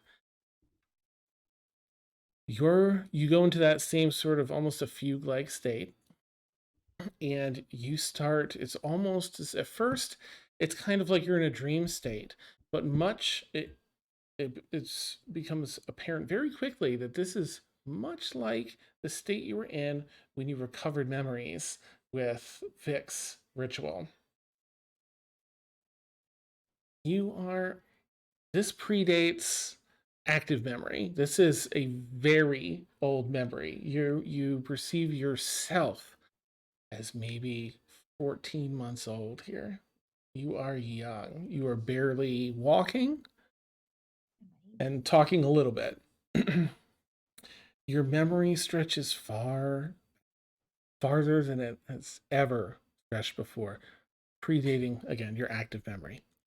You find yourself walking along, trying to keep your stumbling feet moving as quickly as they can to keep up with the woman and the older girl, perhaps 5 years old or so,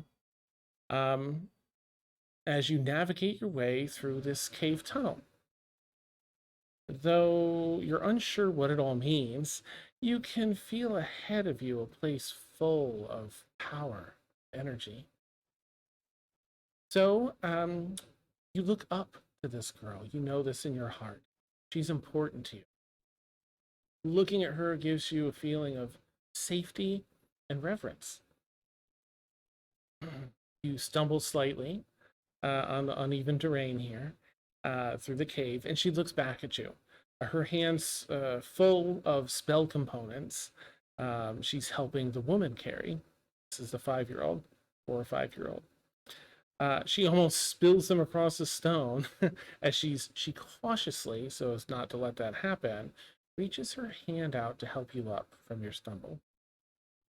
Standing once again, you say to the woman, your mother, realize in this moment, that you want to help too, just like your big sister. The woman, without looking back, says, you're too young, and the integrity of the spell components is far too important. Very cold answer from your mother. Your mother seems eager for whatever is about to take place and harshly focused. Your older sister looks back and says, don't worry, you'll get to help one day. But today, just be excited about being a part of the ritual. I've done lots of these, and you will too. Concerned look falls over her face as she continues. So, you gotta know that sometimes it hurts a little, but most of the time you end up feeling really great, like really strong. And she does a cute little kid flex with both of her arms, and clenches her teeth, like you ate all the vegetables in the world. And then she again flexes, her arms with all the energy she can muster, nearly squeezing some of the spell components out of her arms grip. You burst into adorable 14-year-old kid laughter as your sister is clearly the funniest person in the world to you. He looks back with a giggle, looks you dead in the eye with a confident look. I know how strong you are, Zia. There's nothing in the world that can stop you. Spoken with absolute sincerity before she adds, except maybe me, with a widening grin as she lunges toward you and begins chasing you around the cave hall. You and your sister's little angels, Bo and Zenith, running and laughing alongside. Your memory flashes through similar experiences, flashing forward over what feels like months. Many remote locations that feel a bit scary, but you have your mother and big sister there with you. And after all, you can't be scared, as you need to keep a brave face on, because that's what a big sister does. Yes, indeed, over this procession of time, a newborn aged baby shows in your mother's arms. Your mother seems far less interested now in your big sister, and even you, as of late, giving all of her attention to your baby sister. It hurts sometimes, but you were happy to see your little sister. And Jolene was right. You get to help now. And you feel sure your little sister looks up to you. Jolene didn't smile like that anymore, though. Oh my gosh, there's so much sad stuff. She didn't smile like that anymore, though. She and you both had many changes from these rituals. But Jolene's changes pulled her away from you, others. They seemed to draw her inside herself. She has become just a distant echo of that funny, goofy big sister she was before. Excuse me a minute. this ritual seemed like it went well. The one you're on in your memory now, but your mom seemed very frustrated, blaming Jolene and even you for things that weren't your fault at all and they had no control over. She aggressively packed up and returned home with the three of you. But this time, your dad was home, and he didn't look happy at all. You recall your dad most typically was not home when he returned from these rituals. Your dad was so jovial most of the time, and loving and doting, and he would have to leave for weeks at a time sometimes, but you'd never seen him like this. Huge argument broke out. You were all sent to your rooms. This part feels a little familiar. This part feels like the recovered memory from Vic's thing. You in your room with an argument between your parents in the hallway. The intense, loud arguing in the hall, being told not to listen, then hearing Jolene's door slam shut, then yours, then Titania's, your precious little sister. The light that fills this mountaintop home. Your dad starkly asks the purpose of such an intense and powerful ritual on his children.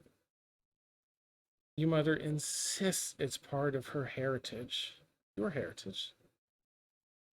Your dad bets back that if she wouldn't answer truthfully, he'd find out himself. Your mother changes to a soft tone and answers, "Fine.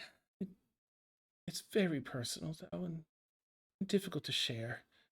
And while I understand you disagree on this ritual, it's done, and it's thoroughly trained me. Just give me some time to compose myself, my thoughts, and a night's rest. And we'll sit down in the morning. Ask me any questions, dear, and I'll tell you everything." She had just lied once again. We're sure of it. Can you please roll a 2d4? Ooh. Yeah. That's a 6. A sharp pain of psychic damage from recovering this memory sealed away pierces your mind. You take 6 points of psychic damage, and your awareness is pulled back into the present moment. Go over the room with your friends, and a couple things click. Now you recall when Titania said you're always looking over her. She wasn't looking at you. She was looking at Bo on your shoulder. When she talked about Agracus always being with her, Agracus in early years was ignored as though he wasn't even there because people couldn't see him yet. Agracus, like Bo, and like, I forget the other one's name, Xena maybe, a guardian angel. And then you look across your friends, the pained feeling and looking across Brelith and your other friends, and then over to Titania, your little sister. And that's where we'll wrap tonight's session. Dad! Yay! I'm Can I in say love this with the in little my- angel. Can I just say this since I am the resident Asian of the group? Emotional damage. Yes. God Awesome. damn. Got me all crying here and shit. Oh, Oh my god. Ah. good stuff. You can mess Okay. with memories, job. but you can't mess Good with job, family. Dan. Oh, Good job, shucks. Dan. You all did such a good job, like all the things that have fallen into place with all the things you all do and pursue and stuff. Yay! Oh man, I didn't think we were gonna damn. get Titania to stay, so that like extra kudos on Oh. that. Nice. I wasn't expecting that either. I Like, wasn't either. You're all I really wasn't expecting compelling. that, and I wasn't expecting the twist. Yeah, yeah. You went this way, and then bang, Mm. smack right into the face. Mm-hmm. Oh. Nice. Well, I hope you all had a good time. yeah.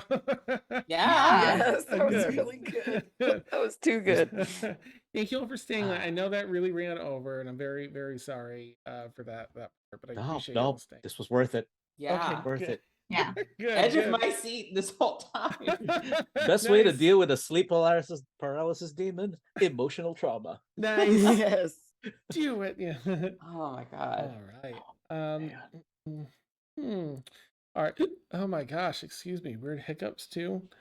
I'm looking for someone to read, but in the meantime, you've all been watching an Extremis, our Sky Pirate campaign. Lighthearted and fun. Nah, there's a lot. There's plenty of fun and lighthearted moments and a lot of drama and deep moments. Our players have some really wow. Just wait. I've gone over like everyone's backstories of there's all sorts of stupid juicy. Nice. Oh yeah. Sky Pirates of the Underdeep. Yeah. So look forward to next week where we probably get back. We got the books. Maybe we can save some people. Maybe we'll avoid the Elder Brain. We'll see. If you enjoyed hanging out with us tonight, please consider giving us a follow. Here's a very outdated schedule because it's pulling from that cache. Anyway, good. yeah, I will. I've got to update the schedule anyway because that's a weekly thing. Whoopsies. So anyway, we have a ton of D&D across the week. That's the part I want to point out here. We also have, not on this schedule, I've got to get it sorted, Paint by Minis on Thursdays 4 to 7 Eastern, where Christy, the master mini painter, shares a bunch of her insights with Steph. And they both do these beautiful pieces of work. And if you don't, I don't know if we have the exclamation points for Christy and Steph, but if No. Steph, if you want to know, okay, we'll get that set because I want you all to be able to go check out. Oh no, wait a minute. Yeah, Christy we do. Wait a and minute. Steph, yeah, their channels, all their stuff. Oh yeah, we don't have any information. Socials, maybe? Just No, whatever. We'll find it. We'll get it set. Christy, would you like to tell us what your Twitch channel is and what your Twitter handle is, or wherever you want people to check you out? Okay. Hold on. It's It's Wasn't ready. Yeah, I'm sorry. It's Christy. it's the Black Christy. Mhm. But I'll put it in chat. Oh, thank you so Um, much. Awesome. Nice. And Yeah, I painted earlier today. I did. I got a bunch of Marvel Crisis Protocol minis, and I got the Yes. whole Wakanda set. So I painted Okoye and Killmonger Nice. today. So check out that. Watch the VOD, I guess, on my Yes. channel. Go check it out. Go follow her and all the things. Steph, please feel free to put yours in there too if you haven't. Because they're both fantastic. Sure. Yeah, so anyway, consider giving us a follow. You can be alerted to all our stuff. We've got a Tuesday and Friday campaign coming up here in the next Tuesday's like 2.5 months, Friday's like 3.5. Thank you. Yeah. Boop, boop, boop, boop, boop. So with that, I'm gonna go ahead and send us on over to April Anonymous is playing some D&D right now. Please consider giving a call, Okay. Madbird Raid in chat.